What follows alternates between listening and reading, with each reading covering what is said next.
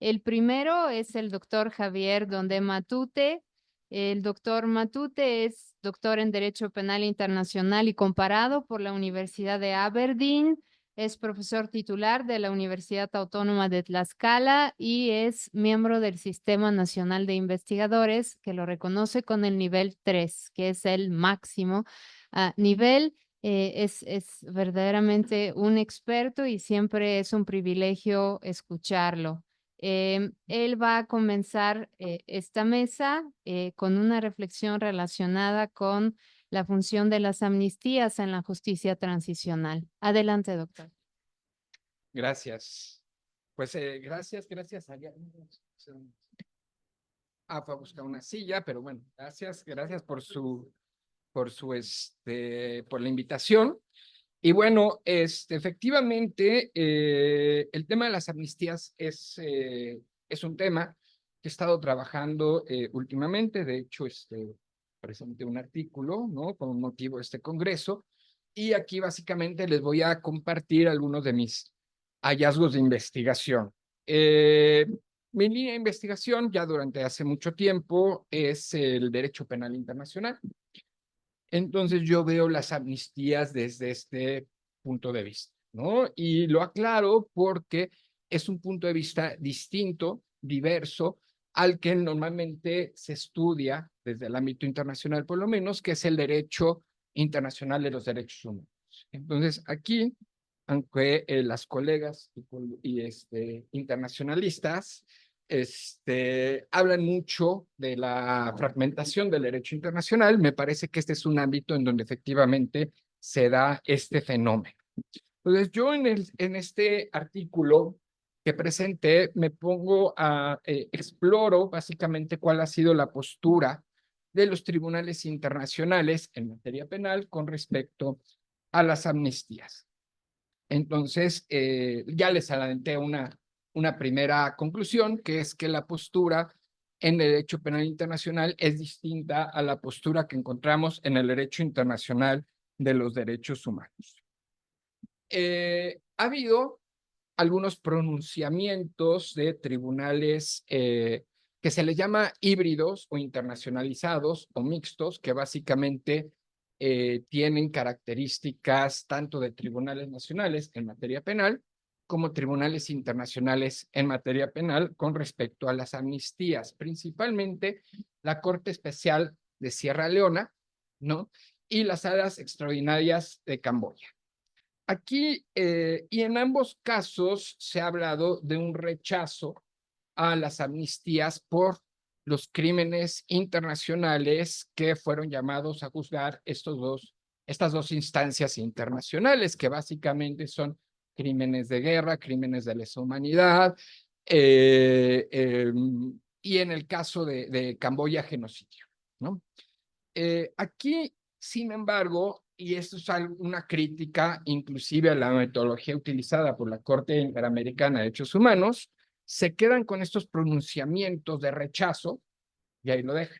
Pero me parece que este es un error metodológico, porque si nosotros nos ponemos a explorar realmente cuál es el contexto de estos pronunciamientos, nos vamos a dar cuenta que efectivamente estos dos tribunales estaban analizando leyes de amnistía muy particulares de su situación.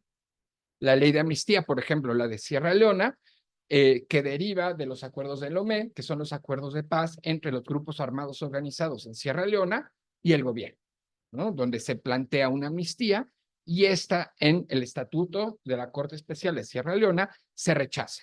Entonces, en realidad, lo único que están haciendo estos tribunales es aplicando su propio estatuto, donde hay un claro rechazo a las amnistías particulares que están planteadas en sus estatutos. También tenemos pronunciamientos por parte de el Tribunal Penal Internacional para la antigua Yugoslavia, que es un tribunal internacional creado por el Consejo de Seguridad de Naciones Unidas, que ahorita tiene mucho trabajo, por cierto, para buscar restablecer la paz y seguridad de la humanidad a través de la vía jurisdiccional, a través de la sanción penal. Y en este caso también hay un pronunciamiento en cuanto al rechazo a las amnistías. Pero hay que leer también esta sentencia con mayor profundidad, o las sentencias del Tribunal de la Antigua Yugoslavia con mayor profundidad. Y aquí en realidad el pronunciamiento que hacen es en el sentido, y esto me parece que es muy importante, que las amnistías tienen un efecto local o nacional solamente. Es decir, si un estado, por ejemplo, Croacia, Bosnia, Sierra Leona, dicta o emite una amnistía, su pronunciamiento es única y estrictamente local. Solamente obliga a los tribunales o a las autoridades judiciales, a las autoridades en general de este país. ¿Qué significa esto? Que una amnistía emitida a nivel nacional no tiene efectos para un tribunal internacional como el Tribunal Penal para la antigua Yugoslavia o, en términos más modernos, la Corte Penal Internacional. ¿Sí? Tampoco tiene efectos extraterritoriales, lo cual quiere decir que si Bosnia, por ejemplo, emite una ley de amnistía, eso no quiere decir que esta ley vaya a obligar a Alemania, a España, a Finlandia o a cualquier otro estado que busque ejercer una jurisdicción extraterritorial para procesar a quienes hayan cometido crímenes internacionales o delitos en el territorio de Bosnia, siguiendo con ello. Entonces, este es un pronunciamiento muy importante. Ahora, la Corte Penal Internacional, y esto también me parece que es un hallazgo importante de mi investigación, ha señalado que en la situación de Libia, donde se emite en Libia se promulga una ley de amnistía que termina favoreciendo a Said Islam Gaddafi, el hijo de Muammar Gaddafi, ¿no? La Corte Penal Internacional se ve obligada a pronunciarse sobre la amnistía en este país, porque tenía, digamos, el Islam Gaddafi tiene una orden de detención dictada por la Corte Penal Internacional y bueno, surge la disyuntiva si si procede o no la amnistía y si esta persona puede ser procesada o no por la Corte Penal Internacional. Aquí en primera instancia, la sala de primera instancia, valga la redundancia, emite un pronunciamiento donde básicamente señala, como les decía yo, los pronunciamientos de la Corte Especial de Sierra Leona, de la Sala Extraordinaria de Camboya, de la Corte Interamericana de Derechos Humanos, y dice, los crímenes competencia de la Corte están exentos de cualquier arresto. En apelación, y esta es la parte importante, la Sala de Apelaciones dice, no sabemos. Todos estos pronunciamientos que ha hecho en realidad es lo que nosotros los abogados conocemos como el obiter dictum, pero no inciden en la resolución de las sentencias. Entonces, pues está muy bien tu activismo judicial, pero es irrelevante. Y va más allá. Dice, no hay ninguna evidencia de que la prohibición de amnistías, incluso amnistías por crímenes competencia de la Corte Penal Internacional, se haya formado ya, se haya cristalizado en los internacionalistas como una norma de costumbre internacional. Y esto además tiene sustento, si nos ponemos a investigar un poquito más a fondo, en las discusiones que se dieron en la Conferencia de Roma, donde vimos que los estados básicamente no quisieron entrar a la discusión si había algún tipo de relación entre la Corte Penal Internacional, su competencia y las amnistías. Incluso hay un pronunciamiento de Afganistán, lo cual no es poca cosa, porque Afganistán estaba en un proceso de justicia transicional en donde dice, bueno, vamos a ver que no nos limiten con amnistías porque estamos ante un proceso político en donde puede ser una herramienta muy importante para concretar un proceso de justicia transicional. Entonces, si nosotros tomamos los pronunciamientos de los estados, nos daremos cuenta que tampoco hubo un consenso en cuanto a la legalidad o no de las amnistías, incluso amnistías por crímenes competencia de la Corte, ¿no? Y los nombro: genocidio, crímenes de lesa humanidad, crímenes de guerra y agresión. Entonces, Este panorama es importante porque si vamos a empezar a hablar de justicia transicional, tenemos que saber cuáles son las herramientas que tenemos a nuestra disposición para concretar esa justicia transicional. ¿Sí? Ahora, si debe o no aplicar una amnistía en un proceso de justicia transicional, si la amnistía debe incluir ciertos crímenes o delitos o excluir otros, son decisiones políticas. ¿Sí? En el Estatuto de la Corte Penal Internacional existe un concepto que es el interés de la justicia. Básicamente, para no profundizar mucho al respecto, esto quiere decir que la Fiscalía tiene la posibilidad de no iniciar una investigación si la misma no redunda en interés de la justicia. Y nos da algunos parámetros, y uno que me parece que es fundamental es que a nivel nacional se den por satisfechos los intereses de las víctimas, los derechos de las víctimas. Entonces, esto nos permite visualizar un panorama en donde el poder punitivo internacional no necesariamente es una obligación, siempre y cuando los derechos de las víctimas sean satisfechos. ¿No? Y aquí sí podremos remontarnos a los derechos humanos para ver cuáles son esos derechos de las víctimas que tienen que darse por satisfechos y que no redundaría en interés de la justicia la intervención de la Corte Penal Internacional. Pero a mí lo que me parece que es muy importante es que no veamos siempre en el poder punitivo la salida a los problemas de justicia transicional. Y esta lección la aprendimos desde el famoso caso del presidente de Sudáfrica y a SAPO, más bien al revés, porque quien demandó fue SAPO, que era una organización de víctimas del apartheid, donde la Corte Constitucional de Sudáfrica dijo, a ver, esta es una decisión política. Si hay amnistías o no hay amnistías, es una decisión política. Y la decisión política que tomó el gobierno de transición fue prescindir, bajo ciertas condiciones, por supuesto, del poder punitivo con aras de lo que ellos consideraron, insisto, esto también es una decisión política, un bien superior, que es concretar la transición y tener a futuro un régimen de paz, un país en paz. Entonces, me parece, y aquí volviendo a los términos que se utilizan en el Estatuto de Roma, que tenemos una disyuntiva, o podemos tener una disyuntiva entre interés de la justicia y también otro concepto que viene implícito en el Estatuto de Roma, que es el interés de la paz. En donde quizá una amnistía pueda ayudar a concretar el interés de la paz.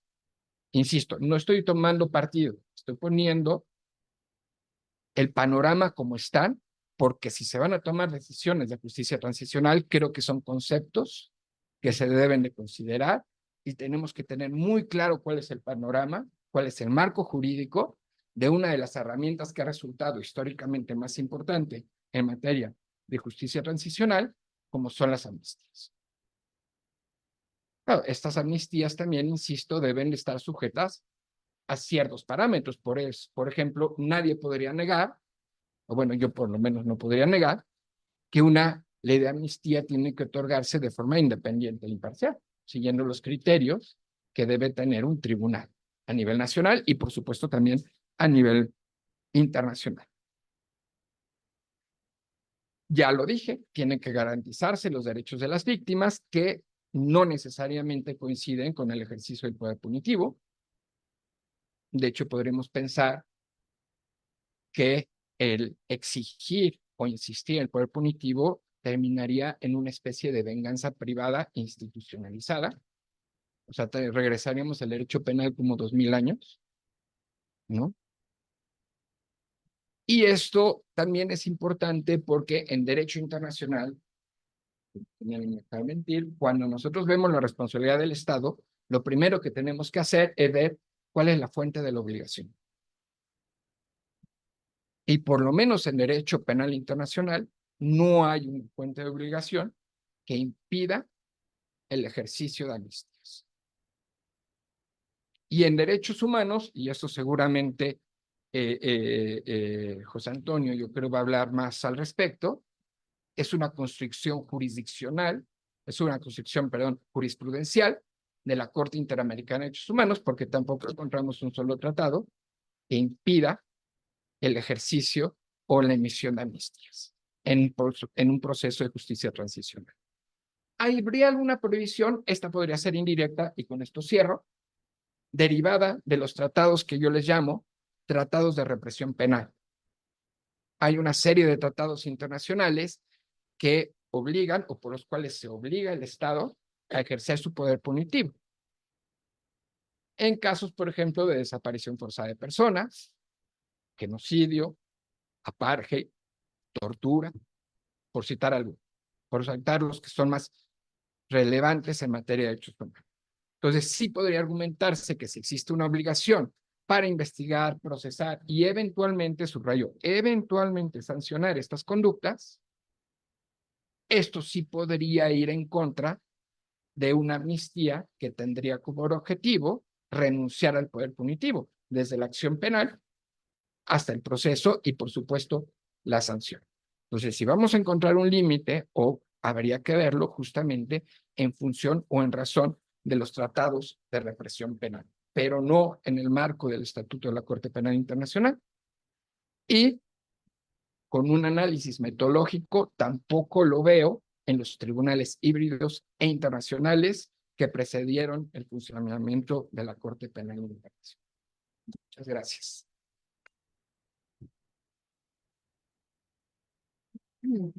Al contrario, muchas gracias a usted, doctor Donde. Entiendo que usted aboga y después podrán consultar su artículo, que esperemos que se publique en el dossier especial de la revista jurídica Ibero.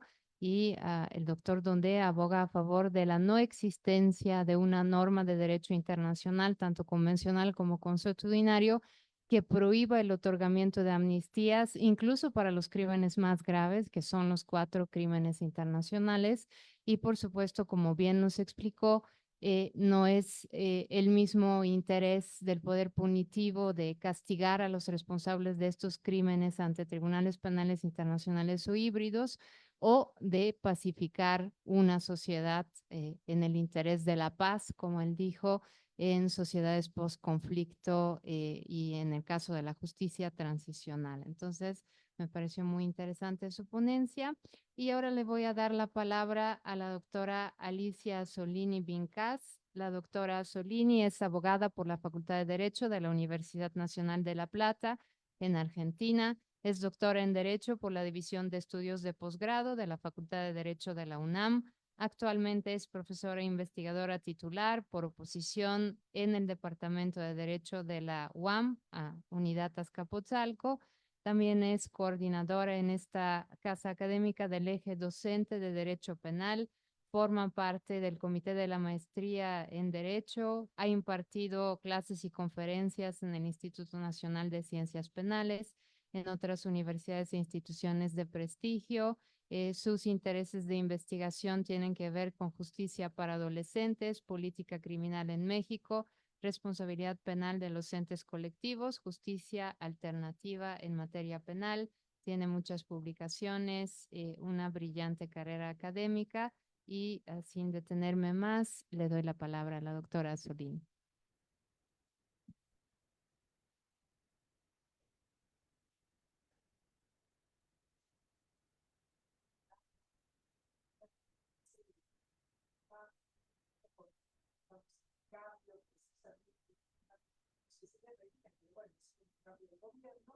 Y entonces, bueno, yo creo que es una oportunidad para reflexionar sobre lo pasado y sobre lo futuro.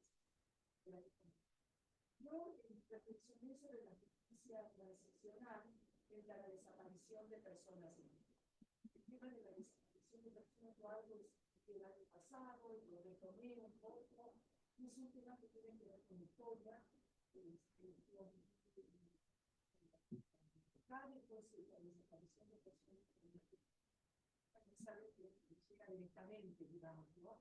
Y me preocupa especialmente, sobre todo por la actualidad que tiene En ese sentido, bueno, yo estoy reflexionando acerca del papel que la violencia juega en la realidad sociopolítica mexicana y cómo la actuación de los distintos cuerpos de seguridad, el ejército, la marina, los cuerpos policiales y las omisiones de las autoridades encargadas de perseguir y sancionar los delitos han violentado recurrentemente los derechos humanos de las personas mexicanas. Para hacer frente a esta violencia que asolaba realmente a distintas o a vastas regiones del país, y atendiendo sobre todo a fines de la década pasada, aquí había una propuesta de cambio de gobierno, los organismos de derechos humanos propusieron acudir a mecanismos de justicia transicional. Y esta propuesta aparentemente enmarcada también en la estrategia de seguridad pública que se presentó en diciembre de 2018, donde se propuso abandonar el autoritarismo y la violencia y avanzar en el respeto a las libertades y a los derechos humanos. En ese sentido se habló de abrazos y balazos, y entonces, en fin, crímenes no esclarecidos, especialmente el tema Xochitl, un tema muy todavía más reciente que ahora, entonces, bueno, fue uno de los temas que se prometió esclarecer, y parecía que los mecanismos de justicia transicional eran óptimos para ello. En el entendido y en el reconocimiento, y creo que en esta postura de que el sistema penal no es una herramienta idónea o no es la más idónea en muchos casos para afrontar situaciones de violencia generalizada con alto nivel de impacto social y con un conflicto que abarca a todo el país.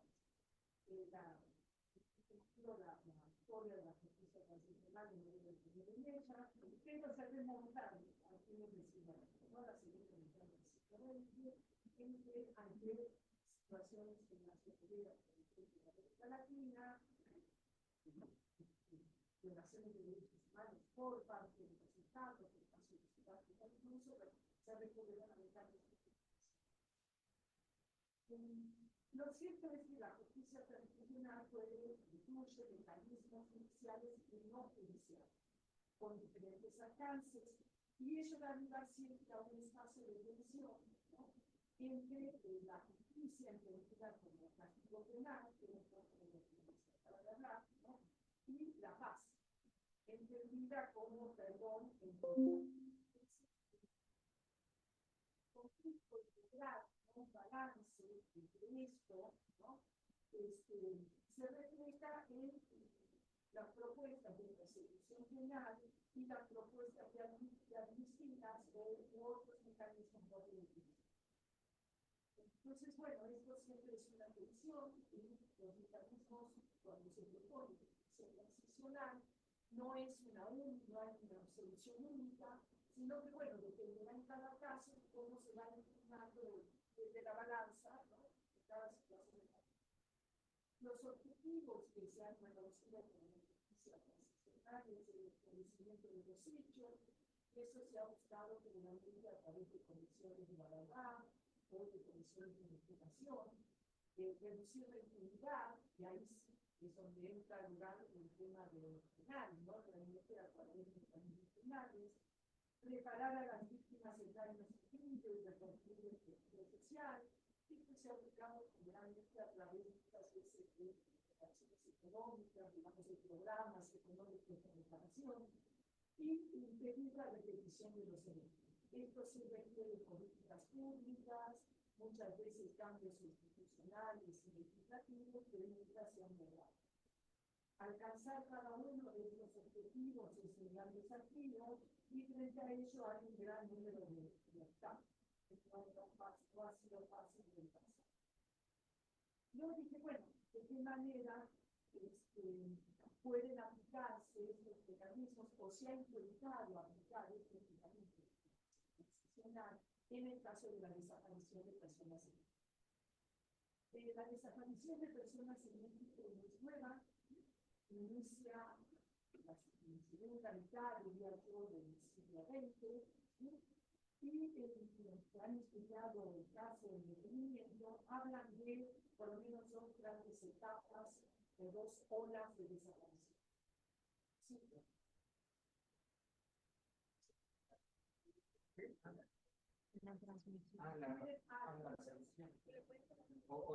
Lo pongo acá, pero dice que está apagado.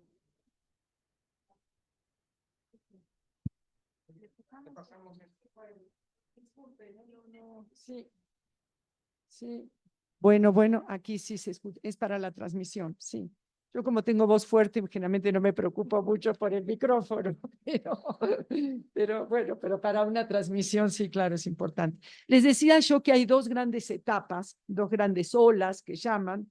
En fin, un primer periodo, que es el que les decía que se dio en la segunda mitad del siglo pasado, en que destacan desapariciones de personas ejecutadas por agentes estatales de manera sistemática en el marco de una política criminal enfocada a combatir enemigos políticos, categoría esta última que abarca activistas sociales, militantes de organizaciones contestatarias de todo tipo, a sus familiares y a sus relaciones más cercanas, a simpatizantes de aquellas causas y a todas las personas que puedan calificarse como peligrosas para el gobierno del Estado. En esta primera ola, de alguna manera, es similar a las desapariciones ocurridas en el Cono Sur, digamos, reviste las mismas características, aunque quizá no haya tenido la misma magnitud, ¿no? Pero realmente sí hay, en fin, es el mismo tipo de desapariciones. Y de ellos el caso más paradigmático, porque es el que llegó a la Corte Interamericana, es el de Rosendo Radilla. Bueno, es el caso que, bueno, tuvo muchas implicaciones y muchas repercusiones en nuestro sistema. En fin, el caso finalmente se esclareció a través de un mecanismo que terminó siendo jurisdiccional, ¿no? Que fue la llegada a la Corte Interamericana y, bueno, con esta sentencia tan trascendente. La segunda ola de desapariciones es ya de los finales de los 90s, o durante, diría yo, de los 90s en adelante. Y aquí yo sí distingo dos tipos de desapariciones. Unas son las desapariciones de mujeres, ¿no? Que inician sobre todo en esa década en Ciudad Juárez. Muchas de ellas permanecen como desaparecidas. De otras se han encontrado sus cuerpos sin vidas expuestos en el campo, en vertederos de basura, en el desierto. Y estas desapariciones son consecuencia de una cultura patriarcal, de la misoginia, que se traduce en violencia de género. También este caso fue finalmente, no digo que se haya esclarecido todo, pero sí realmente llegó a la Corte Interamericana en el caso de Campo Algodonero, ¿no? Y en fin, dieron lugar a una sentencia, en fin, también muy trascendente, en la que se determinó la responsabilidad internacional del Estado por incumplir deberes de prevención y protección de mujeres en un contexto de violencia que era el que ocurría en Ciudad Juárez. Pero hay un segundo también, digamos, una segunda línea de desapariciones en esta segunda ola de desapariciones, que es lo que se llaman como los levantones. Y bueno, el término se refiere al carácter impetuoso e inesperable del suceso y también a que los levantones se dan cuando varios hombres armados, a veces del crimen organizado y a veces de agencias estatales, ¿no? Interceptan a las personas y las suben a un vehículo, huyen con ella y muchas de ellas todavía son desaparecidas.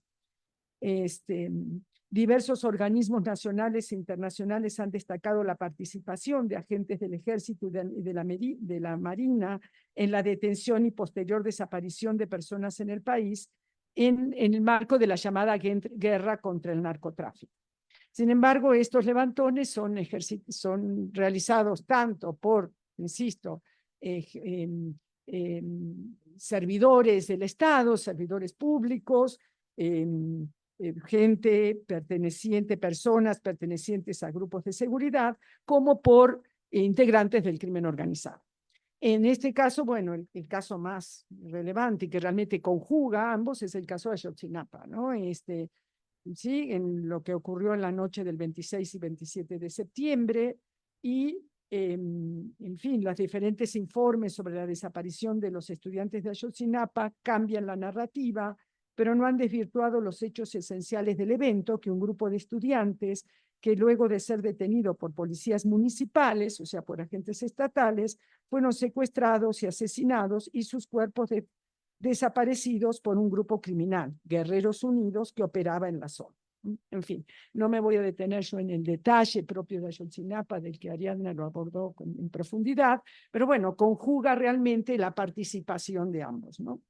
En definitiva, lo que podemos decir es que la desaparición de personas no es un hecho del pasado en México, sino que es una realidad actual y lacerante. Lejos de haber disminuido, el número de personas desaparecidas se ha incrementado.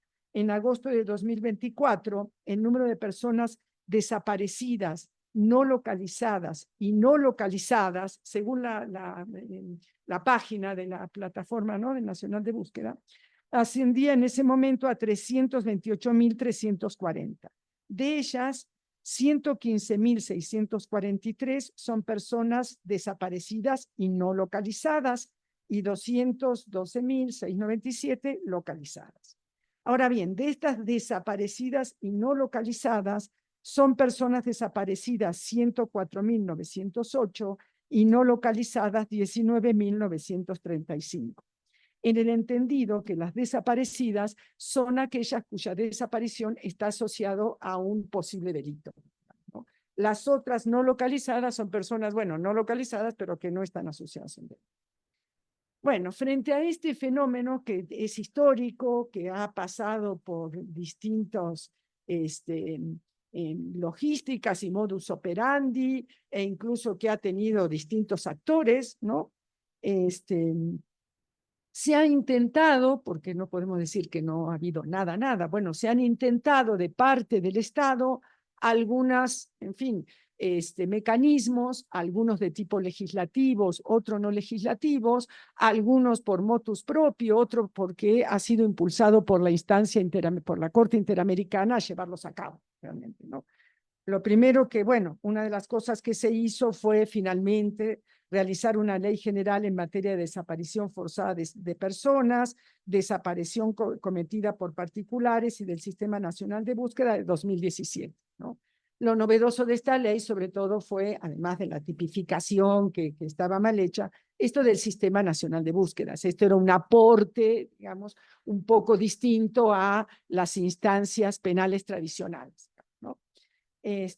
Sin embargo, también debemos decir que han sido pocos los casos en que se han obtenido sentencias condenatorias en proporción con el número de denuncias de personas desaparecidas. Esto es, la aplicación de estos nuevos tipos penales no ha logrado, digamos, realmente, si nos vamos por esta veta de la justicia, eso no se ha logrado.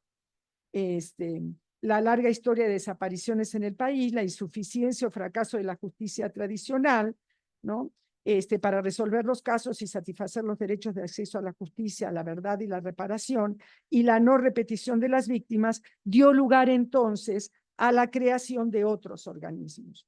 Voy a mencionar muy de pasada que en 2001, también ante un cambio de régimen, hubo la creación de la Fiscalía Especial para Movimientos Sociales y Políticos del Pasado. Los resultados de esta fiscalía también fueron muy pobres. Los pocos casos que llevó a la justicia no cristalizaron, o sea, no pasaron, realmente no llegaron a sentencia.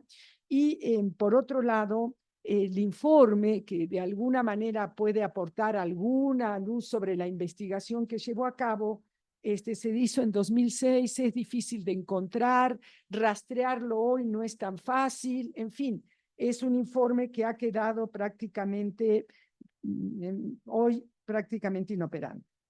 En relación con las comisiones nacionales de búsqueda y las comisiones locales de búsquedas, que esas sí se hicieron a partir de la ley de 2017, esos son el organismo gubernamental que tiene la responsabilidad de coordinar acciones para la búsqueda. Y lo que podemos decir... Ay, no te pueden localizar. Lo que podemos decir es que sí elaboró un protocolo homologado de búsqueda, eso, bueno, fue ¿no? Y ha elaborado documentos, realmente el año pasado elaboró algunos documentos para aplicar análisis de contexto en la formulación de cargos contra las personas responsables de las desapariciones. Fueron hechos un poco aislados, pero que sí llevó a cabo la comisión. Sin embargo, las víctimas, en fin, señalan que las autoridades por su inoperancia se reclaman que han sido inoperantes en la búsqueda, que su actuación ha sido limitada por la generación de trámites burocráticos y que en ocasiones reciben un trato discriminatorio. Las decenas de colectivos de madres buscadoras se han organizado y las acciones de búsqueda, en muchos casos de estas madres buscadoras, ante la falta de operancia de las comisiones o ante la insuficiencia de las comisiones, han provocado reacciones violentas de grupos criminales que han llegado a homicidios de estas madres. Ante este escenario de violencia, las propias madres han llamado un acuerdo de paz a los propios cárteles, ya no al Estado, sino a los propios carteles a los propios carteles criminales, para que cesen los conflictos. Otra solución, y ya me falta poquito, no se preocupen, es la Comisión de la Verdad. La Comisión de la Verdad se generó en 2021 y se llamó Comisión para el Acceso a la Verdad y el Esclarecimiento Histórico. Y en esta comisión, entre otras cosas, se buscaba también esclarecer el caso de Ayotzinapa. Esta Comisión de la Verdad tuvo distintos mecanismos, un mecanismo de esclarecimiento histórico, que es el que formuló este informe de agosto de 2024, digamos, ¿no? Esta comisión, este mecanismo de esclarecimiento histórico se abocó a estudiar las violaciones graves a los derechos humanos de 1965 a 1990. Esto tenía por objetivo esta primera etapa de violaciones y, en este caso, esta primera etapa de desapariciones forzadas, ¿no? Y a su vez, este mecanismo que rindió su informe el 16 de agosto de 2024, dio un informe completo y lo interesante, además de decir que fue el Estado y señalar los hechos, es que dijeron, aún persisten redes de impunidad que no solamente perpetúan la comisión de graves violaciones a derechos humanos, sino que además impiden la ejecución de medidas de justicia, reparación y garantías de no repetición. Y considera esta comisión que hay instituciones del Estado que operan bajo la lógica de privilegiar la seguridad sobre los derechos humanos y que actúan con redes de complicidad que impiden el esclarecimiento de los hechos y limitan los esfuerzos en materia de justicia transicional. En especial, señala que la Sedena perpetúa el ciclo de impunidad al obstaculizar el esclarecimiento de la verdad de lo ocurrido. Esto favorece, además de impedir realmente aplicar mecanismos a los hechos del pasado, favorece que se sigan cometiendo violaciones de derechos humanos. La reticencia institucional fue una de las dificultades, tal vez la principal, que el mecanismo para la verdad y el esclarecimiento histórico tuvo que afrontar en el desarrollo de sus investigaciones. Y por último, dentro de este mecanismo hubo una comisión de investigación específica para el caso Ayotzinapa. Y bueno, esta fue creada también en el marco de esta gran comisión de la verdad de 2018 y presentó diversos informes, pero no pudo esclarecer el paradero de los estudiantes desaparecidos. El presidente de la República en julio de este año, el expresidente de la República, presentó un informe a los padres de los estudiantes en el que afirma que el gobierno de México no encubre ni protege a ninguna persona, tampoco mucho menos al ejército, y que el compromiso del gobierno es seguir buscando a los jóvenes. Sin embargo, los resultados no han sido satisfactorios. No ha logrado esclarecer los hechos, ya como que se señaló con anterioridad, persisten las hipótesis sostenidas en las investigaciones iniciales. Asimismo, el presidente modificó la ley de amnistía, que tiene que ver con este tema, con la idea de que se pueda conceder este beneficio a quienes aporten elementos comprobables que resultaran útiles para esclarecer los hechos, pero esto, en fin, por lo menos en el caso Ayotzinapa, hasta el día de hoy no ha tenido un resultado claro. ¿Qué puedo decir como reflexión final de un poco de este relato que hice de lo que ha pasado? Que si bien la justicia transicional no puede resolver por sí sola el problema de la violencia que vive el país, podría ser una herramienta importante para satisfacer los reclamos de las víctimas. Es indudable que el Estado ha propiciado la creación de instrumentos que van más allá del sistema de la justicia tradicional, pero no se ha comprometido con ellos. Estos instrumentos han sido insuficientes, en su mayoría ineficaces, y por no decir que han significado siempre esfuerzos aislados y nunca coordinados. En la desaparición de personas en México están involucradas corporaciones estatales y grupos del crimen organizado. Las víctimas han solicitado en ocasiones la comprensión de estos grupos para seguir adelante con su búsqueda, pero será muy difícil alcanzar acuerdos de verdad y no repetición sin la participación de todas y todos los involucrados. Esto es, no solo el crimen organizado, sino también las propias Fuerzas Armadas que tienen un papel importante en esto. Se ha señalado que hay instituciones estatales que se resisten a colaborar con el esclarecimiento de los hechos y esas instituciones persisten en su actividad encubridora. El alto número de personas dificulta la actividad estatal de búsqueda, por ello es importante que se brinde apoyo a los organismos de la sociedad civil. Se requiere coordinación de todas las instancias que puedan tener conocimiento de hallazgos de personas vivas o muertas. El componente criminal y la actuación de las fuerzas de seguridad estatales no han modificado su dinámica. Ello hace que existan espacios muy limitados, en ocasiones inexistentes, para aplicar herramientas de justicia tradicional en este contexto. Si el Estado no cambia realmente su voluntad, su política hacia la instrumentación de los instrumentos de justicia transicional, crear así organismos aislados, pues bueno, es un oasis en el desierto. Voy a acabar diciendo que los obstáculos son muchos, pero no imposibles de superar, que es necesario seguir trabajando en propuestas de justicia transicional para abordar la problemática de la desaparición de las personas en México. Ello no significa renunciar a la justicia, sino en todo caso privilegiar los derechos de las víctimas sobre la retribución penal. Muchas gracias.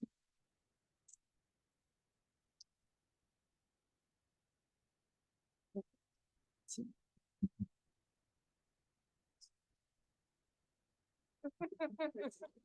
Muchas gracias a la doctora Solini. Las dos ponencias, como pueden ver, fueron sumamente dialógicas porque la desaparición forzada de personas es además crimen de lesa humanidad.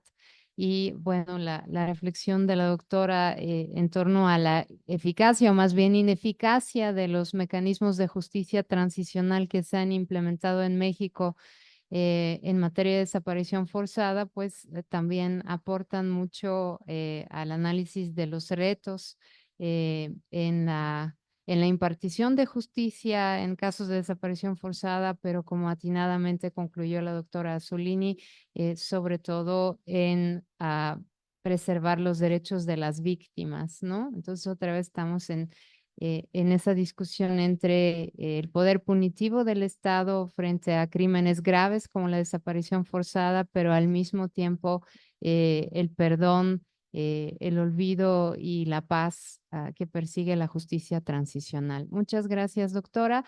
Y ahora le vamos a dar la palabra a Paulo René Estrada, quien es nuestro invitado de Guatemala. Bienvenido a la Ibero. Paulo René es hijo de Otto René y sobrino de Julio Alberto Estrada Illescas, ambos registrados en el documento de inteligencia militar conocido como Dossier de la Muerte o Diario Militar. Es querellante y peticionario del mismo caso a nivel nacional e internacional. Es cofundador del Observatorio Judicial Verdad y Justicia en Guatemala, desde donde se monitorean y analizan casos de justicia transicional y criminalización en Guatemala. Actualmente es presidente de la Asociación de Familiares de Detenidos Desaparecidos de Guatemala, PAMDEGUA, perdón. Asimismo, forma parte de organizaciones de víctimas en México y Canadá. ha realizado diligencias de búsqueda de víctimas de desaparición forzada y ha asesorado casos de graves violaciones a derechos humanos en Guatemala, en El Salvador, en México y en Canadá. Entonces es un activista social muy, muy importante. Vamos a escucharlo. Muchas gracias. Le voy a pasar el micrófono, pero ahora sí.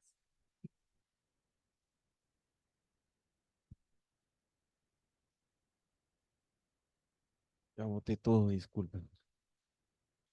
Bueno, buenos días a todas, a todos y a todes. Primero, muchas gracias por la invitación a Ariana Salazar, a su equipo y a la Universidad Ibero. Para mí es un honor y un placer estar con ustedes y pues contarles un poco de las luchas que llevamos en Guatemala. Son luchas históricas, no las inicié yo. Yo tenía 1 año 20 días cuando se llevaron a mi papá, entonces yo heredé las luchas de las mujeres buscadoras, que son las que han estado al frente de la exigencia de justicia, de señalar a los responsables y sobre todo la búsqueda de ir a a los comandos y zonas militares para poder dar con el paradero a nuestros familiares. Voy a tratar de hacer la presentación así en dos partes. Una pequeña, así con una diapositiva sobre lo que es Fandegua y el trabajo que se ha hecho, ya que yo estoy aquí, pues gracias al trabajo de estas mujeres.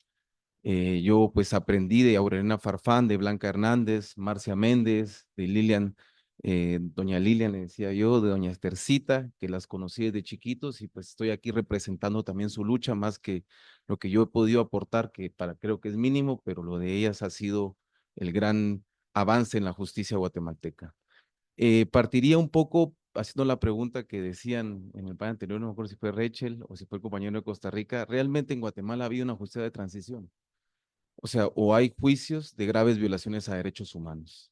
Creo que pues, hay que tenerlo claro, pues porque no ha habido un andamiaje de que permita una transición en Guatemala y voy a tratar de explicarlo brevemente. Bueno, Fandegua, como lo dije, pues es una organización que se funda o que inicia sus primeras búsquedas desde el 84. La línea fundadora fue la que fundó el Grupo de Apoyo Mutuo y empezaron desde el 4 de junio del 84 a exigirle al dictador Óscar Humberto Mejía Víctores de que devolviera a las personas desaparecidas. Esto fue la reacción de la política estatal de desaparición forzada que inició en Guatemala con sus grandes niveles del 81 y culminó en el 85 con pues, el informe Kissinger y regresar a la democracia, ¿no?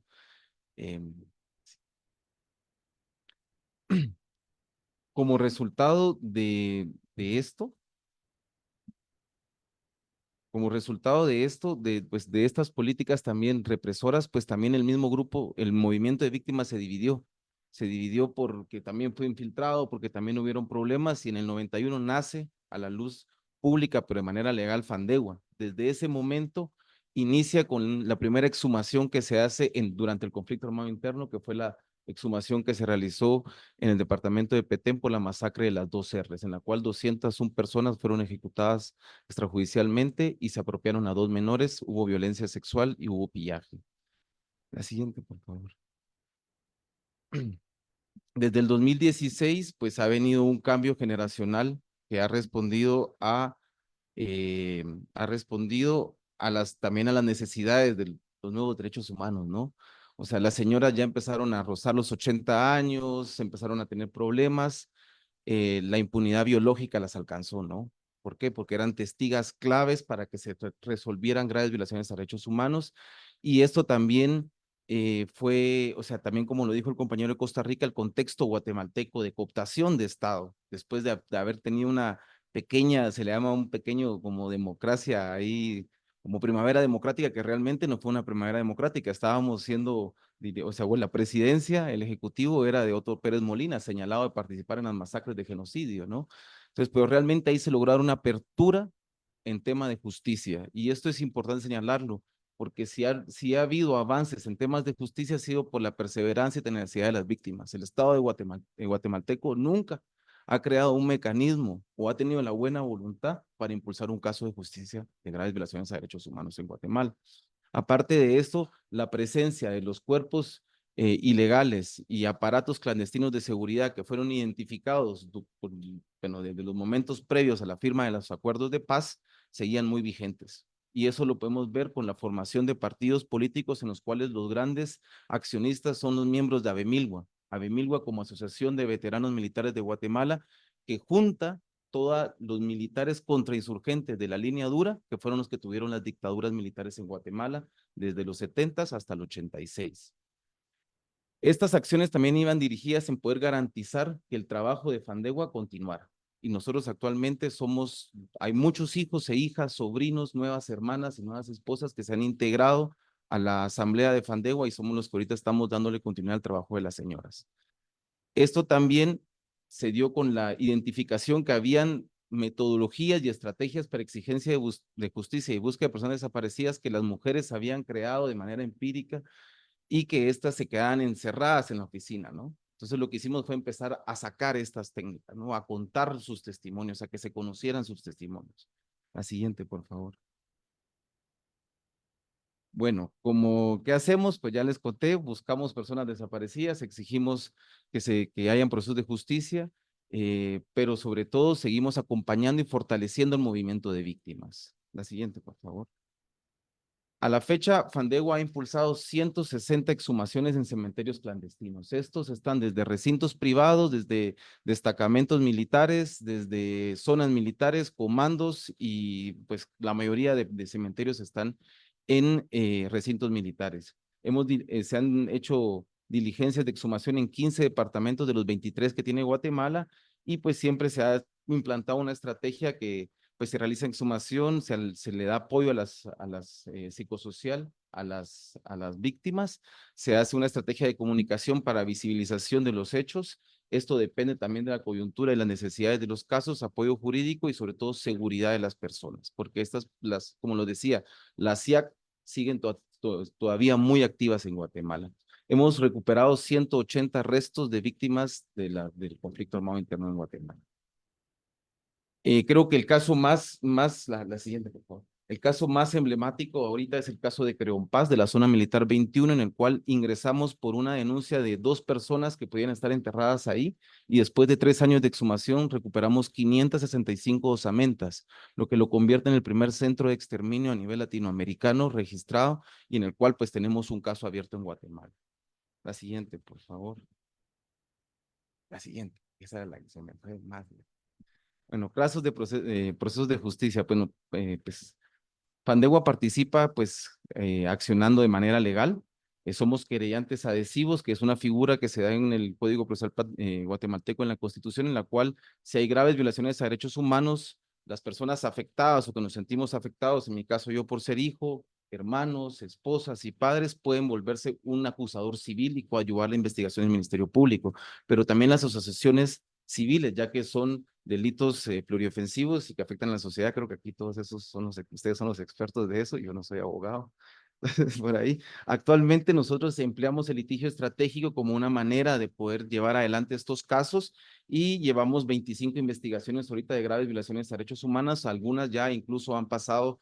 En el caso de México, lo pueden ver en el mecanismo de esclarecimiento histórico, en el tomo 2, capítulo 4, creo que es, porque son un montón de tomos, aparece el capítulo de guatemaltecos. Eso nosotros desde FANDEGUA y con organizaciones de víctimas coadyuvamos la investigación de los comisionados de la verdad, en este caso de David Fernández, para poder evidenciar que el Estado mexicano también había capturado a guatemaltecos, había tenido también una participación en el tema de los campos de refugiados en Ocosingo y toda la trama que se da en el 84 con la incursión del ejército guatemalteco en México. La siguiente, por favor.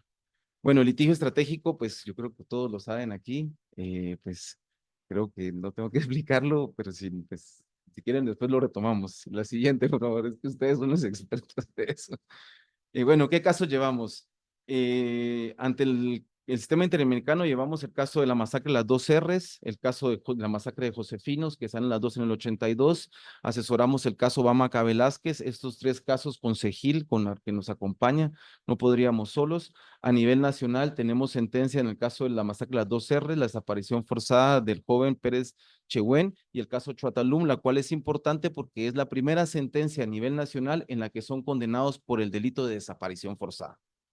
Aparte, en Guatemala existe el artículo 201 ter, que es desaparición forzada, y el 378, que es delitos contra los deberes de humanidad, que venía siendo lesa humanidad. Aquí se condenó por desaparición forzada.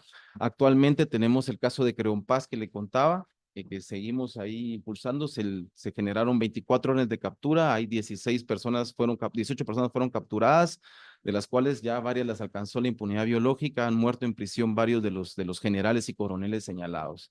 El caso de las 2 R's, que pues hemos tenido sentencias condenatorias de 6,000 años, sin embargo, tenemos en noviembre una sentencia que absolvió a los caiviles y eso tiene que ver con la cooptación de Estado.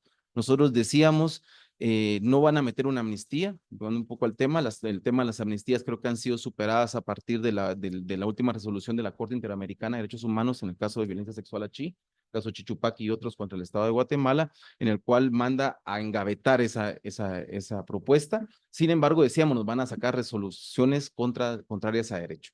Y esta fue una. Los absolvieron y mandaron a destruir la prueba, a pesar que hay 9 caiviles todavía prófugos. Y una prueba material al punto que pues, una de las cosas que se presentó fue la almágana, ese martillo grande con el que le pegaban a la gente antes de echarlas al pozo y ejecutarlas, ¿no? Querían mandarla a destruir, hemos logrado cesar, pero igual no sabemos en este estado guatemalteco, no sabemos qué va a pasar. El caso Luz Leticia Hernández y otros, que es un caso de desaparición forzada, y el caso Diario Militar, que pues creo que es bastante conocido, en el cual estamos probando el sistema clandestino y ilegal de inteligencia militar. Eso es rapidito lo que hace Fandegua. Ahorita un poco en la pregunta que decía, pues en Guatemala pues ha habido un conflicto armado interno, 36 años de guerra, 200,000 personas ejecutadas, 45,000 desaparecidos, más de 1 millón de desplazados, 5,000 niños están desaparecidos o que no sabemos su paradero. El Estado de Guatemala nunca ha creado una capacidad de búsqueda de personas y mucho menos tipo de justicia especial para graves violaciones a derechos humanos. Los casos de búsqueda de desaparecidos, como les decía, tienen que ver por la sociedad civil y por las víctimas que seguimos ahí. Y ahí hago un paralelismo con la CICIG, que creo que es importante tenerlo claro. La gente exiliada tiene que ver con casos que impulsó la FESI y la CICIG. No digo que eso sea malo. En el caso de derechos humanos, de graves violaciones de derechos humanos, solo hay una fiscal exiliada y todos los demás seguimos adentro, de alguna u otra manera. ¿Por qué? Porque la estrategia fue, a las víctimas no las van a atacar como funcionarios públicos. Entonces los casos los llevamos las víctimas directamente, teniendo un rol protagónico desde la estrategia, de toda la parte del litigio estratégico, pero sobre todo, como bien lo decía un compañero anterior, sobre lo que para las víctimas es justicia. Lo que para mí es justicia no es lo mismo que para el fiscal, digamos. Entonces, por ahí lo hemos ido planteando. También decir de que en Guatemala existe ha existido una política total de impunidad y olvido, y esto se ve reflejado en los pactos de silencio que tienen los perpetradores, pero también en la falta de acceso a archivos públicos. Guatemala tiene muchos archivos pues de las fuerzas de seguridad, pero ninguno ha sido el Estado que nos diga les voy a desclasificar para que sepan qué pasó. No. El archivo histórico de la Policía Nacional, con más de 80 millones de documentos, este fue encontrado de manera casuística cuando le pretendían prender fuego. Y la Procuraduría de Derechos Humanos se dio cuenta y lo sacó, y este ha sido fundamental porque ahí se prueban los hechos, digamos, de graves violaciones a derechos humanos, pero son documentos institucionales del Estado, lo cual no puede negar. Esto ha sido de mucho valor para los casos. Actualmente nosotros sabemos, por medio del caso Diario Militar, que el ejército tiene un archivo, se encuentra en el Departamento de Ayudantía del Ejército. Nosotros lo sabemos porque lo allanamos con el juez Miguel Ángel Gálvez, el cual se encuentra exiliado, como para saberlo. Lo allanamos y cuando lo allanamos secuestró 10 planes de campaña y planes operativos, lo que nos permitió entender la estrategia de la guerra en los 80s. Y esto nos ha permitido llevar a este nivel las investigaciones criminales, ¿no? También otro gran reto que hemos logrado superar son no callarnos las militancias políticas y revolucionarias de nuestros familiares. En el caso de mi papá, era miembro del PGT, de estructuras clandestinas y hacía información militar. O sea, él estaba ya en una posición, en un contexto de confrontación y había asumido un rol. Por eso lo desaparecieron, por eso aparece en el Diario Militar, no lo desaparecieron por buena onda. O sea, es por eso, y eso ha sido un gran reto que en los últimos 10 años hemos logrado poner sobre la opinión pública, pero sobre todo también, o sea, explicar por qué y que eso no es un delito. O sea, como decimos en el Diario Militar, pensar distinto no es un delito, ¿no? Bueno, lo que les decía de las SIACs, sobre todo Avemilgua, que para mí es de las más fuertes. Avemilgua está, como lo decía Wola en sus informes, pues Avemilgua está integrado por una estructura de inteligencia militar que formó el sistema clandestino de inteligencia militar guatemalteco que sigue vigente. Esta estructura pues está integrada por el Gran Generalato y todas las estructuras de inteligencia militar formadas en la Escuela de las Américas, en Argentina con el Batallón 601, Israel estuvo involucrado y Taiwán. O sea, son los grandes maestros, digamos, de la inteligencia guatemalteca. No puedo dejar atrás la Escuela de Guerra de San Cyr, pero esta viene también en los 80, no tuvo una participación directa, sino que fue en los 50. Como hablaba, los casos los hemos enmarcado en litigio estratégico debido a la vulnerabilidad de las víctimas. Sobre todo no hay mecanismos del Estado de Guatemala que nos permitan también una reparación psicológica o psicosocial. Pues a nivel comunicacional, creo que solo el caso de Ríos Montt ha sido transmitido por los medios locales y corporativos, por eso nace el Observatorio Judicial Verdad y Justicia, por la lógica de sacar la justicia de las salas de audiencias o de vistas y volver una justicia abierta. En la incidencia política, definitivamente les acabo de comentar, los cuerpos ilegales y aparatos clandestinos de seguridad siguen sosteniendo a los gobiernos. Yamatei, Jimmy, Otto, Berché, no digamos Alfonso Portillo, que era como lo más duro de eso, han sido sostenidos por Abemilba. Por eso ahora Arévalo se enfrenta a un gran reto, porque ahora no controla el ejército. Antes por lo menos los veteranos decían, bueno, hagan esto, entonces era más fácil negociar, ahora es muy complicado negociar. Bueno, con los casos emblemáticos creemos que pues hay 15 sentencias, casi 16 diría yo, de la Corte Interamericana de Derechos Humanos. Sin embargo, las sentencias no han servido como una herramienta de coordinación entre las víctimas y el Estado, al contrario, agudizan la confrontación entre víctimas y el Estado, los frentes del Estado. Aparte que si ustedes ven el tema de reparaciones, pues sí, la parte pecuniaria, que te publico la sentencia, que te hago un documental censurado, pero el gran reto o la gran deuda es la justicia y dónde están. No hay un plan de búsqueda a nivel nacional que nos pueda decir que el doctor Arévalo tenga el poder, tiene la buena voluntad, pero el poder de abrir las zonas militares para que vayamos a ver, no lo va a hacer, le van a dar un golpe de Estado. Entonces, eso ha sido las grandes deudas. Creo que también es importante, y por eso hablábamos, la reflexión de justicia de graves violaciones a derechos humanos. ¿Por qué? Porque los primeros casos de graves violaciones a derechos humanos se empezaron a juzgar durante la guerra. En el 89, el caso de la Panel Blanca se llegó a judicializar, capturaron a la gente y el juez se tuvo que exiliar, porque los que lo querían matar. Caso Mac creo que es totalmente emblemático, no digamos el caso Bamaca Velázquez. Jennifer Harbury, o sea, también, o sea, hizo toda una lucha que a la fecha sigue estando vigente por la desaparición del comandante guerrillero Everardo de Orpa. Sin embargo, también hay otros casos que son importantes de resaltar. El caso Chamán logró derogar la jurisdicción militar y esto se hizo todavía 3 años pasadito, digamos, la firma de la paz.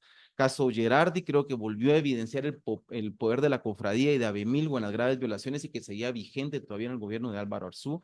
Y pues otros casos emblemáticos que se han nombrado, que voy a hacer referencia adelante, no sé cuánto me queda, pero voy rápido. Como lo decía el compañero, en Guatemala han habido más de 30 casos y sentencias, digamos, de esto. Ahí difiero con sus números, tenemos más de 150 paramilitares, comisionados militares y patrulleros de autodefensa civil condenados o procesados, más de 100 oficiales que han sido también condenados o en su caso están procesados. Un comandante guerrillero que fue condenado por la masacre del Aguacate en el 89. Y esto es importante, en el caso Diario Militar se logró capturar a Toribio Acevedo Ramírez, director de seguridad de la familia Novela Dogerti, una familia totalmente contrainsurgente. Los que dieron el golpe de Estado en el 54 la CIA se apedaban Dogerti, entonces imagínense de dónde viene la cosa, ¿no? Esto es importante, porque a la fecha, y ahí en un debate que tuvimos con Claudia Paz y Paz en un día, me dijo, este es el más peligroso que se ha capturado en la historia. O sea, él salía de Guatemala sin sellar pasaporte, pasaba aquí a México, México le sellaba el pasaporte, no le hacía caso a la alerta roja, pasaba por Panamá, se iba a Alemania, nadie lo agarraba. Y lo agarramos de pura chiripa un 10 de mayo, chiripa de suerte en Guatemala, perdón. Aquí también. Se agarró un 10 de mayo en el aeropuerto de Panamá y se regresó, y desde que él regresó, la situación de Guatemala es la que tenemos. ¿Por qué? Porque él destapa los secretos de la oligarquía genocida. destapa todo el entramaje sucio de lo que hacen las 8 familias guatemaltecas, y esto creo que es importante porque es un paso adelante, pero se nos dejaron venir encima, ¿no?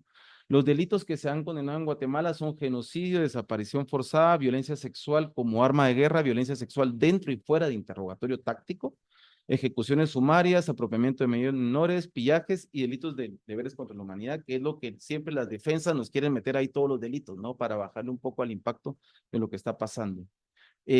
Con el tema de la macrocriminalidad y el tema también del pacto de corruptos, esto ha evolucionado al pacto criminal. Ya no son corruptos, son unos criminales, son unos delincuentes, cooptan todo, digamos, hoy estamos viendo quién va a ser los nuevos magistrados, los nuevos jueces, y pues si vemos cómo hay un tráfico ahí para moverse, para tener control de las cortes y crear impunidad. Creo que otro hecho importante es que durante el COVID, el presidente Yamatei destruyó la institucionalidad del Estado. La cerró, llamando de que la Comisión Presidencial por Derechos Humanos, pues estaba mal enfocado el tema de la paz, como lo comentó un compañero anteriormente, ¿va? No, la paz no se alcanza con justicia, se alcanza con perdonarnos, olvidar, impunidad. Y entonces creó la COPADE, que es la Comisión Presidencial por la Paz y Derechos Humanos, que inició a funcionar un año después, no tenía recursos, todo lo que ya sabemos que pasa. Esto es importante porque con el nuevo gobierno la COPADE se ha vuelto un instrumento de diálogo con las víctimas, y creo que ahí hay una luz que quiero dejarles para ir cerrando, para que no crean que todo es malo. Hay una luz que ha sido que hemos podido sentarnos con el Ejecutivo, con sus limitantes, para promover planes de búsqueda, políticas públicas sobre memoria, verdad, justicia, repetición y garantías de no repetición, y algunas reparaciones que hemos logrado avanzar. Después seguir, porque creo que me pasé el tiempo. Sí, bastante, ¿no? Bueno, entonces voy a cerrar con decirles de que pues nosotros lo que hemos hecho ahora ante el cierre, digamos, del cierre de posibilidades a nivel interno, es que hemos reactivado desde hace 5 años el tema de los exiliados de la guerra, no los actuales.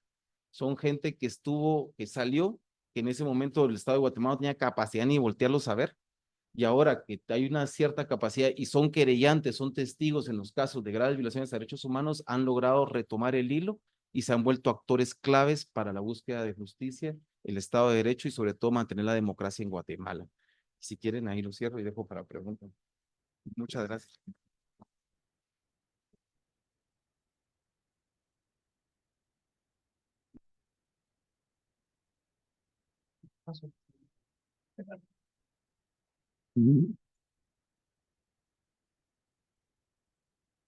Pues agradecemos mucho a Paulo René. Nosotros desde nuestra perspectiva académica a veces es un poco más limitada, pero creo que con su perspectiva de cómo está la lucha en la realidad en nuestra América, quedamos todos muy impactados. Algo interesante que a mí me pareció es que en Guatemala ya juzgan a personas por crímenes internacionales, dijo crímenes de lesa humanidad y genocidio. Esto todavía en México no se ha dado, salvo que entonces pues sí hay luces en medio de muchas sombras, como pudimos escuchar. Y por último, pero como decimos en inglés, last but not least, le vamos a dar la palabra al doctor José Antonio Guevara Bermúdez de la Universidad Autónoma de Tlaxcala. El doctor Guevara hoy se encuentra en su alma mater porque es egresado de la Ibero, estudió aquí la licenciatura. Su tema de tesis fue los derechos humanos y el derecho a la información en México. Se la dirigió un ilustre maestro de nuestra universidad, el doctor Santiago Corcuera. Después se fue a estudiar el doctorado en España, en la Universidad Carlos III de Madrid. Ahí hizo una interesante tesis sobre los secretos de Estado. Después regresó a México. Desde entonces ha sido profesor e investigador en diferentes universidades. Aquí en la Universidad Iberoamericana es actualmente profesor en las clínicas jurídicas. También ha estado en el ITAM, en el TEC. Y sus líneas de investigación tienen muchísimo que ver con justicia transicional. Adelante, doctor Guevara.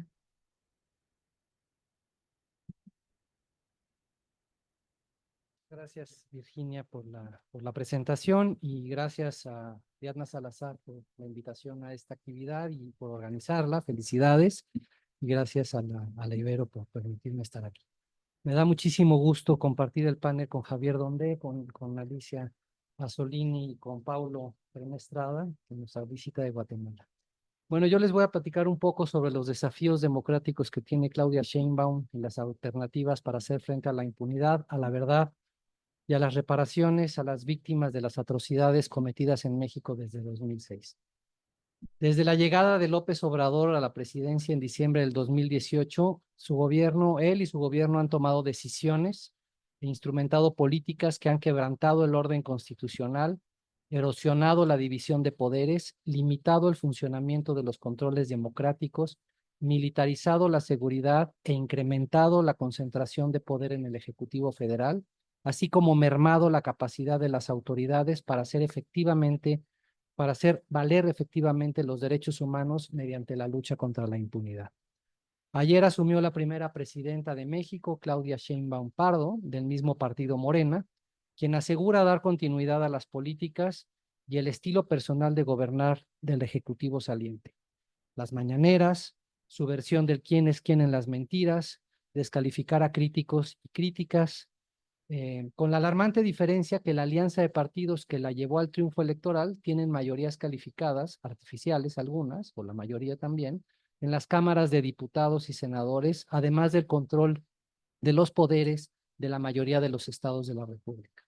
La erosión de la división de poderes y de los controles democráticos durante el régimen de López Obrador se ha manifestado con nombramientos de personas cercanas a él como titulares de órganos de proteger derechos humanos y el orden jurídico, con dudosas credenciales para cumplir con sus responsabilidades en la Suprema Corte de Justicia de la Nación, en la Fiscalía General de la República y en la Comisión Nacional de los Derechos Humanos, por ejemplo, o por la negativa para nombrar a integrantes de órganos colegiados en instituciones relevantes para la democracia, como por ejemplo el Tribunal Electoral para el Poder Judicial de la Federación y el Instituto Nacional de Acceso a la Información y Datos Personales.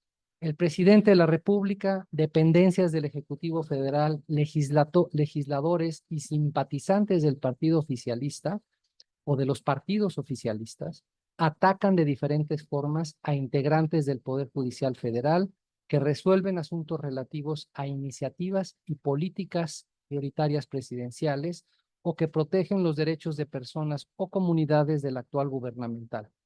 Incluso se sabe que se han iniciado investigaciones penales, administrativas e incluso ilegales mediante la intervención de comunicaciones en contra de operadores de justicia. Desde el oficialismo se pronuncian expresiones estigmatizantes en medios de comunicación y redes sociales que descalifican y buscan intimidar a personas juzgadoras o para forzarlas a adoptar decisiones que favorezcan la posición gubernamental. Las presiones contra los órganos independientes se han visto acompañadas de una política legislativa que impone la voluntad del presidente.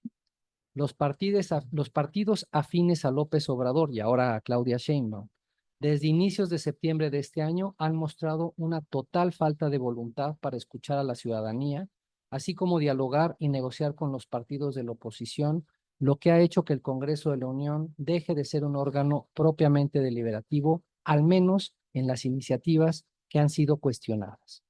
En los primeros días de la nueva legislatura se identifica una clara tendencia de aprobar sin mayor discusión las iniciativas que son abiertamente contrarias a la Constitución, incluidos los tratados internacionales, la división de poderes y los derechos humanos.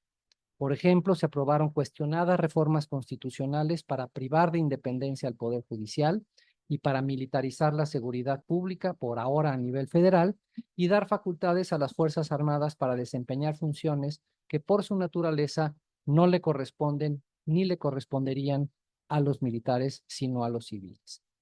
El Ejecutivo Federal igualmente ha instrumentado una política de austeridad que ha mermado la capacidad de instituciones encargadas de promover, proteger, garantizar derechos humanos y reparar a víctimas, al mismo tiempo que ha contratado a funcionarios sin experiencia o conocimientos especializados. Por ejemplo, al frente de la Comisión Ejecutiva de Atención a Víctimas, la Comisión Nacional de Búsqueda de Personas Desaparecidas, el Mecanismo de Protección de Personas Defensoras de Derechos Humanos y Periodistas, entre otros. El debilitamiento deliberado de las instituciones y procedimientos democráticos ha ocurrido en paralelo al fortalecimiento desmedido de las prerrogativas de las Fuerzas Armadas. Al asignarles cientos de funciones que les corresponden a civiles, se ha incrementado la concentración de poder en el Ejecutivo Federal, quien es el comandante en jefe de las Fuerzas Armadas, mismas que actúan bajo un régimen de estricta disciplina militar. En los proyectos que encabezan las Fuerzas Armadas o en los que participan, ha incrementado la opacidad en la gestión de los recursos públicos, se han instaurado formas autoritarias de gestión y por lo tanto ha disminuido la capacidad de la ciudadanía para acceder a la información pública gubernamental, participar en la construcción de políticas públicas en estas áreas en donde están siendo militarizadas, y se ha reducido la rendición de cuentas del actuar irregular o criminal de esta institución y de las instituciones en las que participan. Las violaciones a derechos humanos y las atrocidades continúan cometiéndose a niveles insostenibles. El problema de la militarización de la seguridad pública, de la comisión de atrocidades y de las violaciones graves de derechos humanos no es un asunto propio de la administración de López Obrador, ni por supuesto con la de Claudia Sheinbaum que lleva un día. Pero bueno, desde el trágico 2 de octubre del 68, la época del terrorismo de Estado que concluye en los años 90, según lo señaló la Comisión de la Verdad oficial gubernamental que acaba de rendir su informe, que se acaba de volver un documento irrelevante para la historia de la lucha contra la impunidad y el esclarecimiento de la verdad en México. También hablamos de los crímenes cometidos durante el conflicto armado en Chiapas en 1994 y la política contra insurgentes que le sucedió, así como la guerra contra el narcotráfico que actualmente conocemos. Sabemos que en diciembre del 2006, el entonces presidente Felipe Calderón extendió las atribuciones de las Fuerzas Armadas para participar o desempeñar en tareas de seguridad pública en contra de lo dispuesto por el marco constitucional e internacional. Para ello, desplegó a miles de soldados y marinos en varios estados de la República con el mandato de enfrentar militarmente a organizaciones de la delincuencia, principalmente aquellas vinculadas al tráfico de estupefacientes. Esa política ha continuado bajo diferentes denominaciones y matices en las administraciones de Enrique Peña Nieto y Andrés Manuel López Obrador.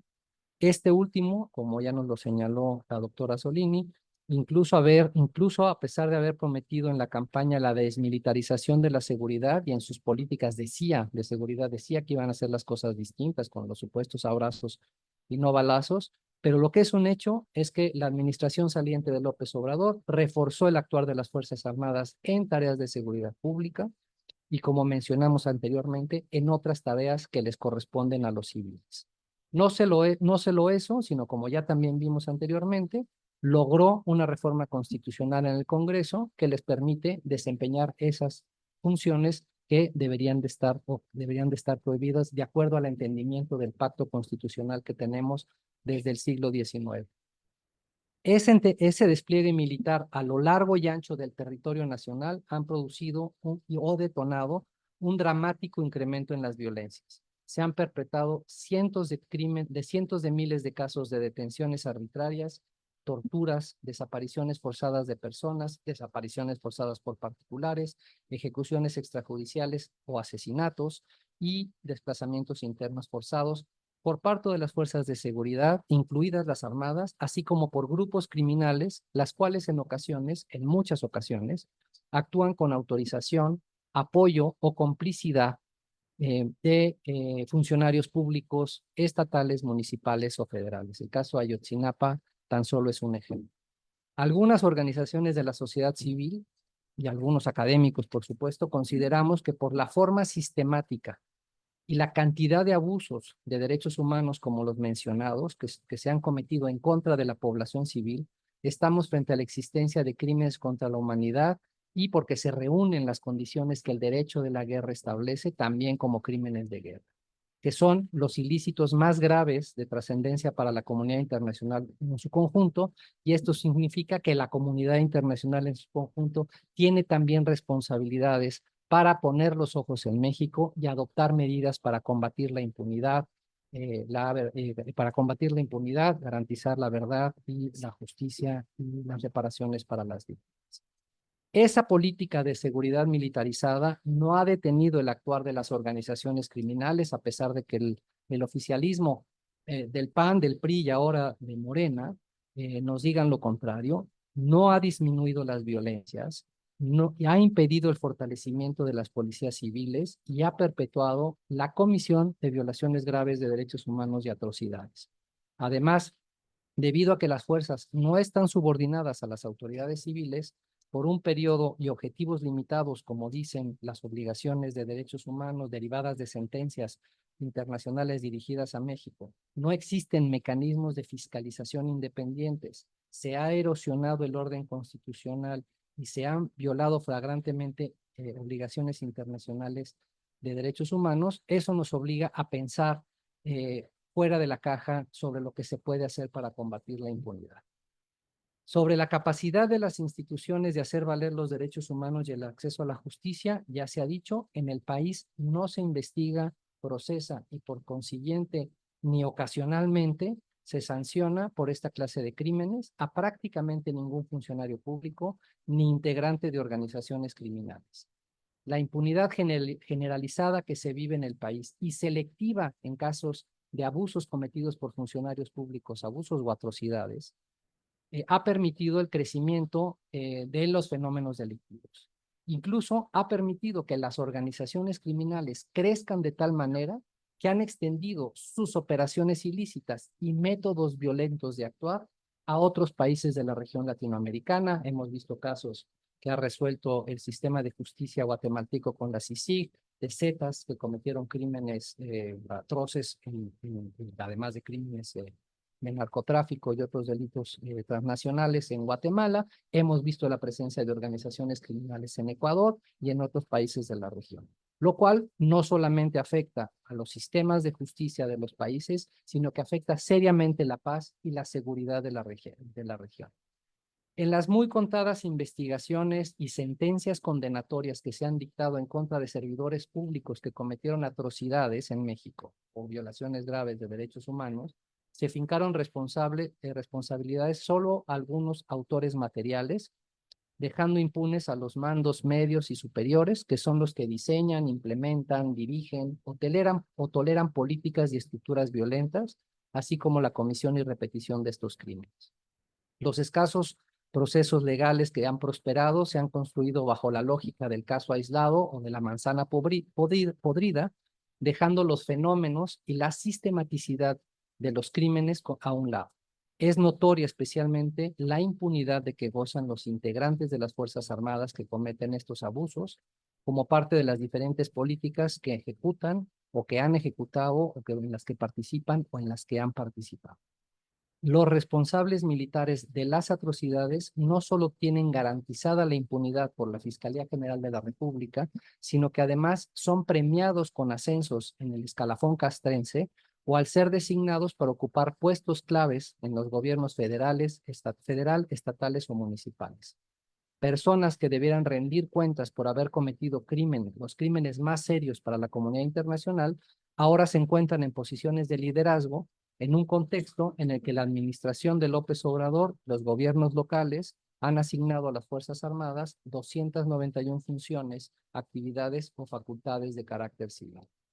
El país no ha instrumentado políticas para evitar la repetición de atrocidades y abusos de derechos humanos, a pesar de haberse identificado estos diferentes periodos en los que las Fuerzas Armadas los han cometido. Son miles de soldados y marinos que están involucrados y que estuvieron involucrados en crímenes de lesa humanidad y de guerra desde los años 60, pero particularmente desde 2006 a la fecha. Las instituciones de seguridad y procuración de justicia no han sido depuradas de quienes participaron en estos crímenes, lo que, en mi opinión, ha permitido que se vuelvan a cometer. No pareciera que las instituciones de procuración e impartición de justicia mexicanas, menos aún con la reforma al Poder Judicial que está por instrumentarse, vayan a tener ni la voluntad, capacidad o pericia para hacer frente a la impunidad de las atrocidades. Y para efectivamente garantizar el acceso a la justicia, a la verdad y a las reparaciones de las miles de víctimas, considero que se necesitan al menos las siguientes medidas. En materia de justicia de transición, creo que para hacer frente, o creemos, porque esto es un ejercicio que colectivamente se ha construido entre académicos, organizaciones de la sociedad civil, colectivos de víctimas y especialistas en diferentes áreas del quehacer jurídico. Pero bueno, la primera medida es que para hacer frente a la impunidad de las atrocidades cometidas desde 2006 de manera efectiva, es crucial establecer un mecanismo internacional auspiciado por Naciones Unidas, integrado por investigadores, fiscales y expertos legales, tanto nacionales como internacionales, dotados de facultades para realizar investigaciones penales complejas sobre crímenes atroces y su corrupción asociada, con el objeto de poder presentar acusaciones ante el Poder Judicial mexicano. La experiencia y neutralidad internacional asegurarían que las investigaciones sean imparciales, lo que podría romper el sistema de impunidad imperante. Además, un organismo de este tipo, hay modelos de los que podemos abrevar la discusión. La CICIG fue uno que estaba orientado a la impunidad en Guatemala, pero tenemos otros tribunales o mecanismos híbridos que han hecho trabajos buenos o medio buenos o no tan buenos, pero de los cuales se puede aprender mucho de cómo diseñar un mecanismo de esa naturaleza. Un organismo de este tipo facilitaría el acceso de las víctimas a la justicia, al menos algunas de ellas, más de la que el sistema actual está permitiendo sin duda, lo que contribuiría a reconstruir la confianza en las instituciones nacionales y ayudaría a las instituciones nacionales a aprender a hacer este tipo de investigaciones complejas. Por otro lado, la segunda medida de justicia de transición sería la creación de una comisión de la verdad como algo vital para esclarecer las responsabilidades políticas y jurídicas de las instituciones del Estado mexicano. Una comisión así podría ayudar a dilucidar el papel y participación de las fuerzas de seguridad a nivel federal, incluidas el Ejército, Marina, estatales y municipales, las fiscalías y el Poder Judicial en las atrocidades cometidas desde el 2006. La Comisión de la Verdad no solo serviría para esclarecer la verdad histórica de lo ocurrido, sino también para identificar patrones de abuso sistemático y la colusión del Estado y actores criminales. Las víctimas merecen que los responsables rindan cuentas y ese mecanismo proporcionaría las bases para diseñar políticas que eviten la repetición de esos crímenes, siempre y cuando la conformación de una Comisión de la Verdad así y su operación se respeten escrupulosamente los estándares internacionales, que, es importante decirlo, no son un capricho. Como no se respetaron estos estándares internacionales en las llamadas comisiones de la verdad para el esclarecimiento histórico del terrorismo de Estado o de Ayotzinapa, hemos visto el rotundo fracaso que han sido.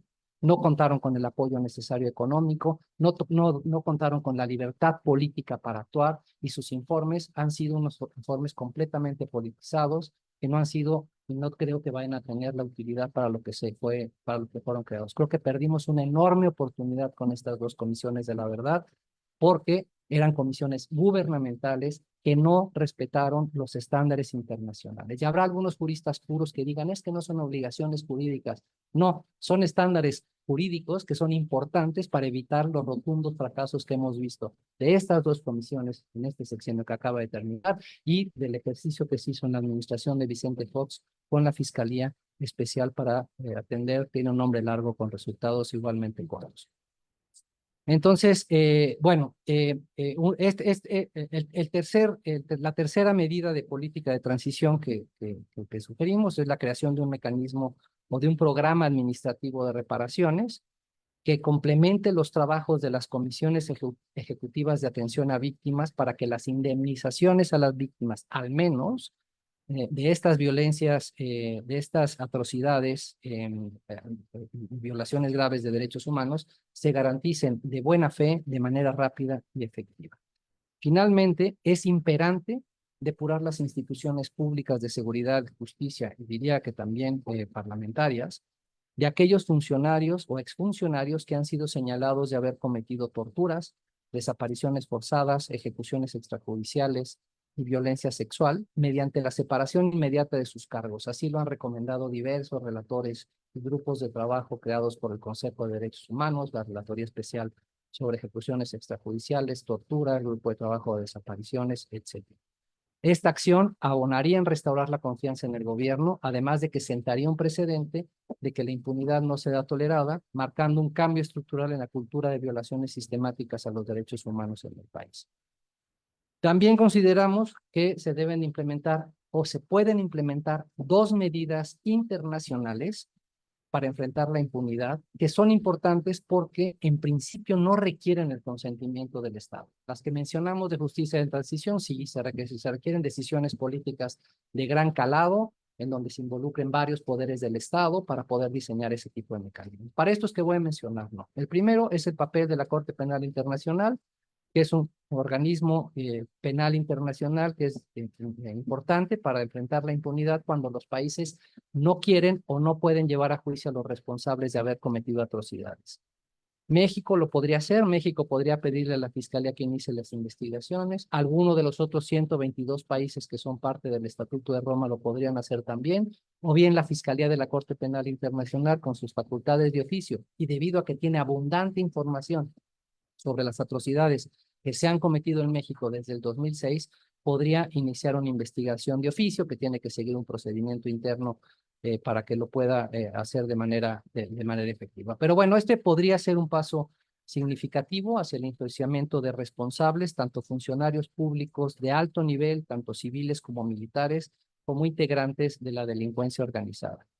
Además, la actuación complementaria e independiente de la Corte Penal enviaría un poderoso mensaje a las autoridades locales de la Procuración de Justicia como la Fiscalía General de la República sobre la importancia de empezar a, si quieren proteger su soberanía, que es un tema que ya a esto nacional populismo les importa mucho, pues para que entonces se haga justicia por nuestras autoridades nacionales, entonces pues que estas fiscalías mejor hagan su trabajo y lleven a juicio a estos funcionarios y a estos delincuentes de la criminalidad organizada por estas atrocidades, en lugar de que venga un tribunal internacional a que los detenga cuando estén viajando plácidamente por algún otro país, parte del Estatuto de Roma. Otra medida importante internacional que se podía implementar es la creación por el Consejo de Derechos Humanos de una misión o comisión de investigación o determinación de hechos violatorios de derechos humanos y o del derecho internacional humanitario, como los que se crearon hace unos años para Nicaragua y Venezuela. Son una estupenda alternativa porque hacen informes que permiten, por ejemplo, visibilizar el deterioro de la democracia, del espacio cívico, cómo se deteriora el trabajo de los defensores de derechos humanos, los ataques a las organizaciones de derechos humanos, al periodismo y a la independencia judicial. También son mecanismos que ayudan y que investigan las violaciones de derechos humanos. Podrían hacerlo en México desde el 2006 y violaciones al derecho de la guerra, del derecho humanitario. Calificar si se trata de crímenes de lesa humanidad o crímenes de guerra. Identificar a responsables para actuales y futuras acciones de rendición de cuentas, es decir, justicia penal o de sanciones en México, en otros países o por la Corte Penal Internacional. Pueden establecer estos mecanismos hechos, recolectar y preservar y analizar información y pruebas y preservarlas para utilizarlas para acciones penales futuras y formular recomendaciones para mejorar la situación, el acceso a la justicia y la rendición de cuentas. Y finalmente, ya voy a acabar, las dos medidas de procuración de justicia que se podrían implementar en México ahora que tienen estas supermayorías, el oficialismo, que se supone que están comprometida la nueva administración con el combate a la impunidad y con los derechos humanos. La primera es dotar de autonomía a la Fiscalía General, a las fiscalías del país, pero particularmente a la Fiscalía General de República para que puedan investigar estos crímenes a gran escala sin la influencia del poder político. Para ello se requiere un proceso transparente, participativo, con mecanismos efectivos de rendición de cuentas para el nombramiento de fiscales generales que gocen de autoridad moral, independencia de actores políticos, económicos y criminales, así como probada competencia. Con una fiscalía independiente, los crímenes atroces podrían tal vez ser investigados de manera más profesional y exhaustiva. Segunda medida, que es romper el monopolio de facto del Ministerio Público para activar o accionar el funcionamiento de jueces penales, que ha sido un obstáculo en la enorme mayoría de casos, principalmente porque las fiscalías, como ya se ha dicho, no quieren o no pueden investigar y llevar a juicio a los funcionarios públicos o personas políticas y económicamente influyentes. Por eso se hace indispensable reformar la ley para permitir que los particulares puedan ejercer la acción penal en casos de abusos de derechos humanos, particularmente cuando las fiscalías se nieguen, retrasen injustificadamente o sean incapaces de llevar a buen término investigaciones. Si las y los ciudadanos tienen la legitimidad de actuar para exigir y activar la justicia, se evitaría que crímenes graves contra los derechos humanos queden impunes. Paulo nos mencionó la figura del querellante adhesivo en Guatemala, que podría servir de inspiración para nuestro nuevo modelo, pero hay otros países que tienen este tipo de acciones penales por particulares que podrían servir. Y bueno, a pesar de las promesas de continuidad y cambio de la administración entrante de Claudia Sheinbaum, parece que su administración está destinado a la continuidad más que al cambio, la continuidad de la tendencia autoritaria del régimen de López Obrador. Yo no lo veo, ni en campaña le vi, ni le veo por sus discursos de ayer, ningún tipo de mensaje alentador de que vaya a ser algo distinto. Esa esperanza yo no la tengo con quienes nos han gobernado los últimos 6 años, porque han sido un rotundo fracaso y han mentido sistemáticamente. Y bueno, este panorama crítico creo que nos ayuda y nos obliga a pensar en cómo romper con las políticas actuales de combate a la impunidad y cómo pensar que, a pesar de que al interior no se ve un panorama alentador, existen algunas avenidas internacionales y sobre todo el trabajo que están haciendo las organizaciones de la sociedad civil y colectivos de víctimas que debemos apoyar para tratar de mantener viva la esperanza desde esos dos lugares para combatir la impunidad, buscar reparaciones y buscar la verdad de las atrocidades que se han cometido en México, particularmente desde el 2006. Muchas gracias y perdón por haberme extendido.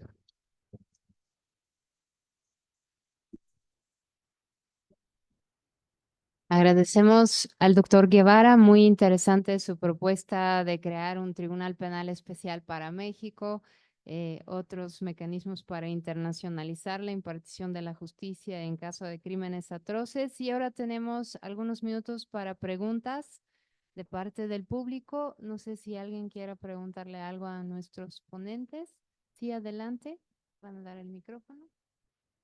¿Qué tal? Tengan todos y todas buenos días. Esta pregunta es especialmente para Paulo porque no, en mi caso yo soy jueza y generalmente los jueces y las juezas tenemos el problema de expropiar el conflicto y olvidarnos de la voz de la víctima, aún dentro de los casos penales, ¿no? No escuchar cuáles son las expectativas de la víctima y seguir adelante con cualquier tipo de proceso sin escuchar las expectativas de la víctima. Y yo me pregunto si en este caso de graves violaciones a los derechos humanos, quizás también no tendríamos que pensar en la voz privilegiada de la víctima. Y en la mesa se habló, creo que fue el doctor Dondé también que habló de la posibilidad de amnistía, ¿verdad? Si no entendí mal. Estamos todos, creo que de toda la mesa o en la mesa anterior están de acuerdo que no hay una respuesta única, que depende del contexto social, de cómo se llega a una justicia de transición y demás. Pero desde tu voz privilegiada, que yo me permito calificar como privilegiada, como víctima o como víctima indirecta de una grave violación a los derechos humanos, ¿cómo ves la amnistía como respuesta? Insisto, quizás no se puede dar una respuesta general. Si quieres me la das en relación a Guatemala o si quieres me lo das en relación, en términos generales, según cómo sea tu posición. Pero me interesa saber cómo contrarrestar el punto jurídico de dónde con tu postura como víctima indirecta de esas graves violaciones. ¿Cómo ves la amnistía para estos casos?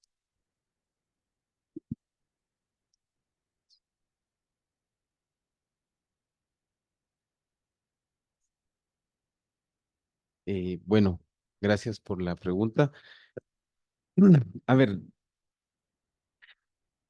voy a verlo desde como mi posición privilegiada, como le decías, como víctima. Nosotros decíamos, después del juicio de genocidio contra Ríos Montt, en que se anula, no se anula, la sentencia queda en firme, pero se retrotrae el proceso de parte política y se vuelve. Y empezó a pedir amnistía.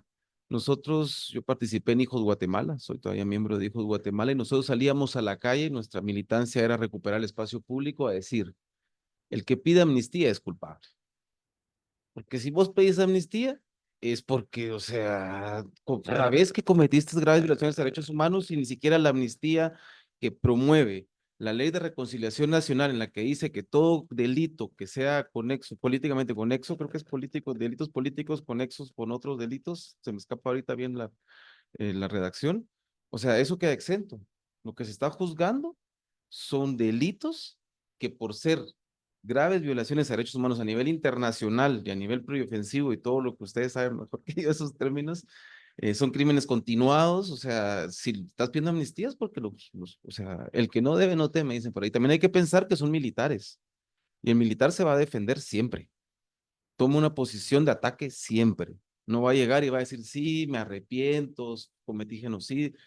Va a promover amnistías de facto, o como lo que pasó ahorita en Guatemala en el caso Molina Teyssen, se condenaron a 58 años de prisión por desaparecer a un menor, violar sistemáticamente a su hermana Emma Molina Teyssen, les hicieron de todo, y después viene un tribunal o una corte de constitucionalidad y dicta de que tengan prisión domiciliaria y que se olviden de la condena. Están en el hospital, pobrecitos, pues los viejitos están en el hospital, pero cuando al primero que liberan sale marchando del hospital y se le quita el catéter, se le quita todo, sale marchando y a los 5 días, que es el día del ejército, sale en un desfile militar público y se le olvidó que estaba enfermo. Entonces el que promueve amnistías es porque se considera culpable. Así lo planteamos nosotros en las calles y eso fue un poco como el argumento comunicacional también, porque estos casos no solo se ganan con la prueba, pues, o sea, la prueba puede ser muy dura, pero también se gana al nivel de la población guatemalteca en este caso, ¿va? Pero sí, el que promueve una amnistía, para mí, es culpable. O sea, porque si no, pues se dejaría, pues si sabe que no cometió estas violaciones a derechos humanos, pues no tendría por qué promover algo que lo absuelva, pues, de la justicia que cualquier guatemalteco o guatemalteca va a enfrentar si comete los mismos delitos, ¿no? Y un privilegio también por ser fuerzas armadas. O sea, ¿por qué otra persona que comete desaparición forzada va a ser juzgado, una desaparición forzada actual va a ser juzgado, y está pasando en el caso de una desaparición forzada actual de Cristina Ciecaviza? O sea, su esposo fue perseguido por desaparición forzada, o porque el cuerpo no ha aparecido y no está pidiendo amnistía. Él fue condenado y pues se murió de COVID en la cárcel y todo, ¿no? Pero por ahí lo plantearía. Gracias. Fue apretada la pregunta, pido disculpas. Sí, no, está. Prometida, pido disculpas. No, no. Enfrenté al panel. Pero-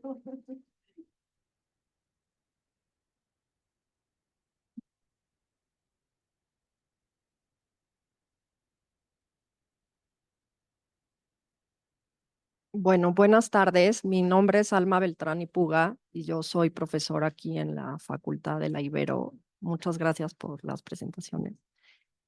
Pues la verdad, el panorama que nos pintaron es muy desolador. Entonces, yo sigo viendo la justicia transicional como un ejercicio de imaginación política y jurídica ante, digamos, el desastre, el caos, la impunidad. En ese sentido, para Paulo René, ¿cómo tú ves esa justicia deseada en Guatemala? ¿No? ¿Lo ves? Y creo que lo de José también nos apunta a que quizá vamos para pedir algo como lo que hay en Colombia, ¿no? Una justicia especial para la paz, que sea como el brazo en donde se va a determinar la responsabilidad de las autoridades, y un mecanismo distinto que es la Comisión de la Verdad. Eh, y bueno, y si esto, creo que algo importante que tú también dijiste y que me dejó pensando, es cómo los derechos humanos pueden servir en ese proceso y no atascarlo. Sí, porque lo que estabas diciendo de cómo las sentencias de la Corte Interamericana han confrontado más a las autoridades en Guatemala, pues es una cosa de pensarse realmente cómo podemos tener no consecuencias negativas de ese discurso, sino que verdaderamente se tomen como las obligaciones jurídicas que son, ¿no? Creo que eso sí puede ser una pregunta para todo el panel también. A mí me preocupa mucho que los derechos humanos sea un discurso ya tan manoseado y manipulado por tantas personas que pierde el sentido, pues, de ser una idea de gobernanza humanista global, como sea que sea eso. Pero sí me parece que es una pregunta muy importante a pensar, porque acá tampoco, o sea, tenemos sentencias, ¿no? El caso Radilla, pero pues, la prisión preventiva sigue siendo oficiosa, o sea, como que están estas macro sentencias, pero no el gobierno, y más, bueno, después de la radiografía de José, pues, y que ya la sabemos, ¿no? O sea, digamos, es una radiografía que yo comparto, o sea, no va a haber un punto en donde sí se tome esto en serio. Entonces, ¿cómo podríamos hacer ese ejercicio de imaginación política? Jurídica?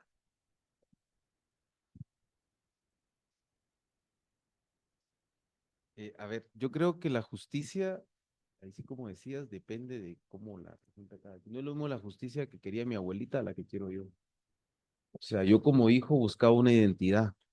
Mi abuelita buscaba que le repararan y le volvieran a sus dos hijitos, digamos. O sea, yo, porque pues le costó de una manera económica, digamos, un buen vivir de grande. Si no hubiera estado yo y mi mamá, no hubiera podido ella tener una digna vida de último. Entonces yo creo que eso hay que tomarlo como el cambio transgeneracional de lo que quiere cada quien.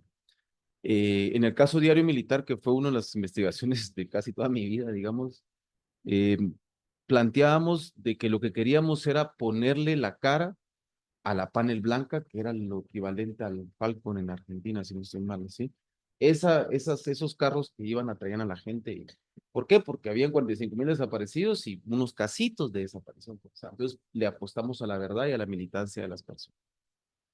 A la fecha me dicen el caso se está cayendo y nosotros hemos trabajado muchísimo con las familias, con los querellantes y los testigos, decirles no, nosotros seguimos ganando, porque ellos siguen ahí procesados.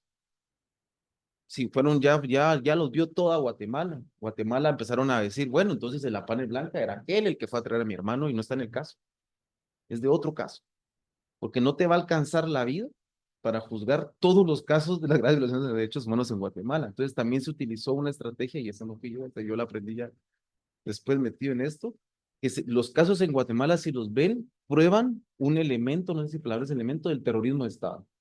Tienes genocidio, violencia sexual, desaparición, apropiación de menores. ¿Por qué? Porque no nos va a alcanzar la vida. La impunidad biológica, tanto para los perpetradores como para los testigos, se está quedando ahí, ¿no? O sea, entonces también, y una vez hablando con Helen Mack, imagino que muchos aquí la conocen, Helen una vez me decía, para vos, ¿qué es la justicia? Para mí la justicia fue que cuando argumentaron la sentencia por la asesinato de mi hermana, utilizaron sus estudios académicos en antropología en desplazamiento interno. Y eso para mí me reparó más que la misma sentencia. Entonces, hay como reparaciones en este tema, digamos. Yo creo que hay que verlo no solo como la sentencia, como un acto reparador en per se, sino que también algunas cosas. El miedo vuelve a salir, digamos. Cuando fue el caso del Diario Militar, todos me decían, yo era querellante con Wendy, que está exiliada, y Fandehue, éramos los únicos dos hijos querellados en ese momento. Todos me decían, cuando capturen vamos a estar ahí. Capturaron, yo estaba solito adelante porque el miedo, al ponerle cara a la estructura, la gente entró en caos, entró en crisis. Entonces, ¿cuál fue para mí la reparación? Que en 4 meses habíamos 13 hijos sentados adelante donde usted fue y con la capacidad. Y hay una foto en mi presentación que estoy yo así con una foto. ¿Por qué? Porque yo tenía al general González Taracena enfrente y yo sabía que por lo que yo entendía del tema de los rangos militares, él había torturado a mi tío. Entonces yo le enseñé la foto de mi papá y él nos inmutó. Estábamos en el hospital militar. Le enseñé la foto de mi tío y en su cáncer terminal me dijo, esperar. Entonces de ahí me sacaron del país y mil cosas pasaron y todo, pero él lo reconoció. Entonces para mí, sin que la prensa lo viera, sin que más que la barra acusadora lo viéramos, él reconocía que él había tenido o conocía a mi tío. Y eso para mí fue muy reparador. Entonces también ver la justicia como de esa lógica también, y eso es importante, estar al lado de las víctimas, que las víctimas tengan la capacidad y la independencia y toda la información para tomar decisiones informadas, pues, pero que sean ellos. Creo que eso también tiene que ver con la coordinación que hay entre los equipos legales y los equipos de víctimas o los grupos de víctimas y colectivos, pero creo que por ahí si te respondo un poco la pregunta. ¿Y qué hacer aquí? Creo que aquí están todavía en oportunidad para plantear todo lo que tú decías, me parecieron muy buenas observaciones.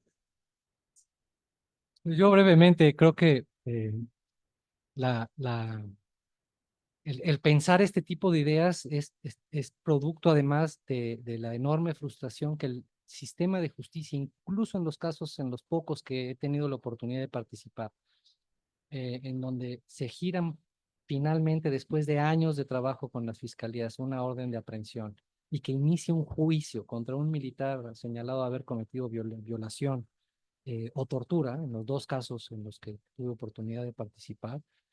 Esos sistemas de justicia no sirven para nada porque las audiencias se llevan en lugares no públicos, aunque digan que hay publicidad en el juicio, son bajo el viejo sistema se llevaban, en donde estaba el acusado en el campo militar número 1, en teleconferencia, las víctimas en un estado de la República, en donde era imposible poder avanzar en la determinación de algún hecho porque se la pasaban los abogados litigantes de la otra parte obstaculizando todo el proceso, todo el proceso.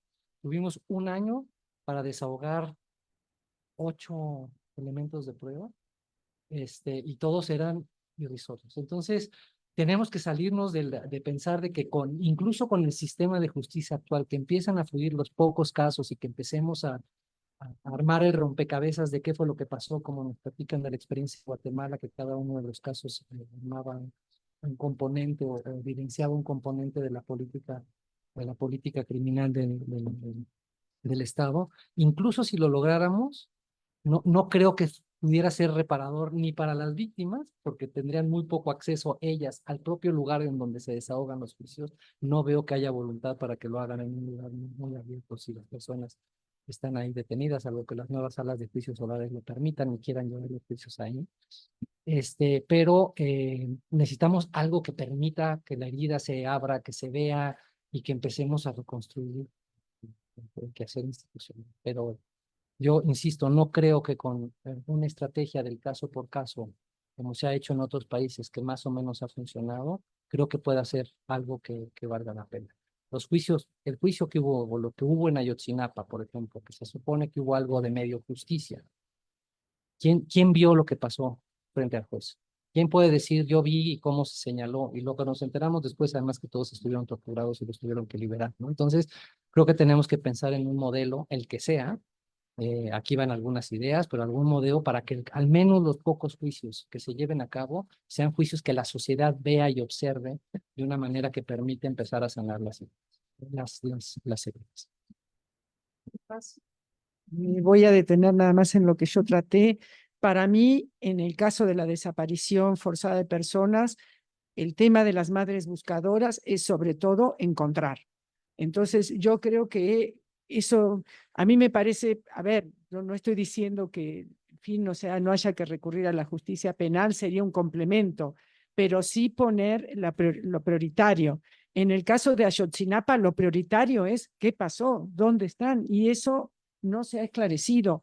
A ver, yo no estoy en contra que pidan la extradición de este hombre, pero no me parece que sea lo más relevante la extradición. O sea, sí, complementa, pero primero, ¿dónde están? No puedo creer que en fin, con ADNs, con todas estas cosas. Entonces, por eso es que yo coincido un poco con lo que dice José Antonio, que en fin, el tema de los procesos penales en algunos casos podrán ser importantes, ¿no? Y no digo que haya algún proceso penal público que sirva a reparar, pero hay que buscar otros mecanismos que complementen. Para mí, en el caso de desaparecidos, es fortalecer mecanismos de búsqueda, apoyar a los colectivos de búsqueda. Eso ya de por sí sería, con encontrar ya sería algo, digamos, ¿no? Sin descartar, yo no descarto el tema penal, pero el tema penal uno por uno, la mayoría van a ser fracasos, es lo que puedo decir, ¿no? Y te complemento, nada más no, lo de la amnistía no hay que verlo en la amnistía como que pidió el perdón y perdonaron a todos. Yo creo que la idea lo vas a complementar, pero la idea de amnistía es como una parte de negociación, en fin, ¿no? Para que... Sí, y bueno, sí, sirvió de introducción lo que dijo. No, porque mira, a ver, una de las razones por las cuales me atrajo el ver los temas de amnistía es justamente porque creo que se han satanizado las amnistías y también se ven como blanco y negro, ¿no? En el sentido de que la persona sale impunemente, no hay ningún tipo de contraprestación, valga la expresión, y yo creo, y justamente, yo creo que lo que dijiste es muy cierto, hay que buscar, hay que tener imaginación, creatividad para estos procesos de justicia transicional, pero algo que a mí me parece que es muy importante, y por eso la razón de este artículo que presenté, es saber en qué piso estamos, ¿no? ¿Dónde estamos parados jurídicamente? Porque es lo que nos va a dar la pauta para echar a volar la imaginación para resolver los problemas. Entonces podemos pensar, por ejemplo, en amnistías condicionadas, ¿no? Obviamente yo mencioné el caso de la independencia e imparcialidad de los órganos que van a otorgar la amnistía. Y volviendo al tema de las desapariciones, ¿cuántas decías que son? Más de 300,000, ¿no? Bueno, 100,000 están como desaparecidos. Digamos 100,000, dejemos de 100,000. ¿Ustedes en serio creen que vamos a resolver las 100,000 desapariciones con procesos penales? Ni el sistema de justicia penal de Dinamarca lo lograría, ¿no? Entonces tenemos que buscar justamente en este tipo de alternativas, tenemos que buscar este tipo de alternativas y por ejemplo, o sea, estoy pensando, a ver, ¿por qué no ofrecer la amnistía a una persona que nos diga dónde están los campos de exterminio? ¿Dónde están las fosas comunes? Entonces, creo que ver la amnistía como blanco y negro es un error y creo que hay que buscar justamente estos matices que nos permitan buscar los objetivos, como podría ser encontrar a las personas desaparecidas, por citar un ejemplo, ¿no? Yo lo veo así, pero creo que es importante, y esa es la razón de mi artículo, insisto, en saber cuál es jurídicamente el piso en donde estamos y con base en eso, justamente ser creativos en las soluciones de políticas públicas para estos, como dice José, ¿qué? Delitos o crímenes atroces y complejos. Pues muchas gracias, se nos fue volando el tiempo. Creo que podemos dar por concluida esta mesa, invitarlos a asistir mañana al segundo día de este Congreso Internacional sobre Justicia Transicional. Agradecerles a todos y desearles un buen día. Gracias.